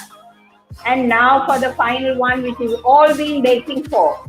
And so here goes, the very first Global Excellence Day Quality Circle Platinum Award.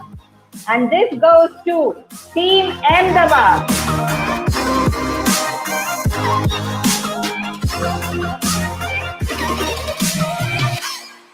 I now call upon Mr. Kauster, the architect of Global Excellence Day, and our Deputy CEO to share his views and give the vote of thanks.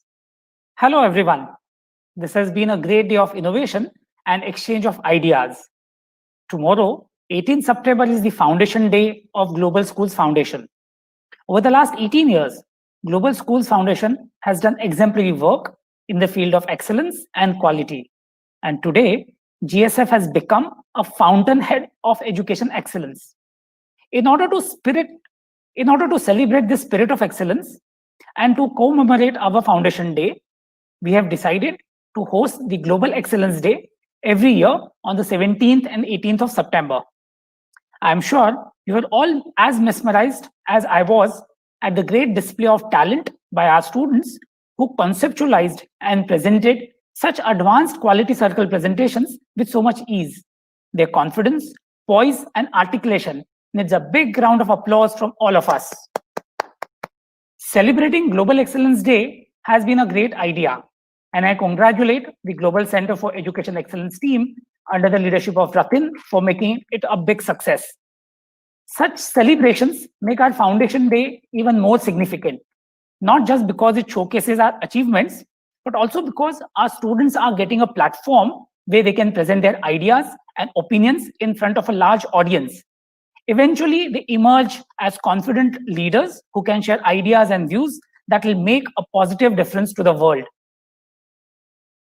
A big thank you to our judges, Mr. Deep Mehta, Ms. Madhuri Pejawar, Mr. Nital Zaveri, and Mr. Siddharth Naik for taking their valuable time to come and encourage our students and our teams for these quality circle presentations. Your presence was truly inspiring for our students who look upon such successful personalities as their role models. Congratulations to all the winners. I wish them all the very best for the future. In fact, all the presenters did a great job and each and every presentation was equally insightful. On behalf of the entire GSF family, I thank all the viewers, participants, and the organizing committee for putting up such a great show. Thank you again to the judges for being with us today. Have a nice day. Thank you, Mr. Costa, for your constant encouragement and support for quality and excellence initiatives and aligning it with student learning outcomes. Before we close today's proceeding, we would also like to thank Mr. Atul, Mr. Kaustubh, Mr. Rajiv Katiyar, Ms. Sunita Jaisingh, Ms. Vaishali Borde, Ms. Sarita Alurkar and her entire team, Ms. Rupali Karekar, Mr. Vishal Gera, Ms. Neda Haq, Ms. Richa Kumar, Mr. Nick O, Ms. Vani Sirga, Ms. Radhika V, Mr. Hisham, Mr. Azhar, Mr. Alvin, and Mr. Shiva, and all our country heads, Mr. Amol Vedya, Mr. Manoj Nair, Mr. Rajiv Bansal, Mr. Prashant Bafna, and all our principals, staff, and students, without whose unconditional support, the success of today's event would not have been possible. GCEE team shares its heartfelt gratitude to all of you. Today's event is finished, of course, but it doesn't really stop here. It'll soon be time to be thinking about organizing the next one. I've enjoyed today enormously, and I hope you all have too. It has been a wonderful day celebrating the Foundation Day and the Global Excellence Day with the Team Juniors. On behalf of GCEE and the organizing team, I thank you for your active participation and waiting to see all of you next year, same time, same day. Goodbye, Alvida, Sayonara, Wadaya, Salamat Tingal, Shaba Khair.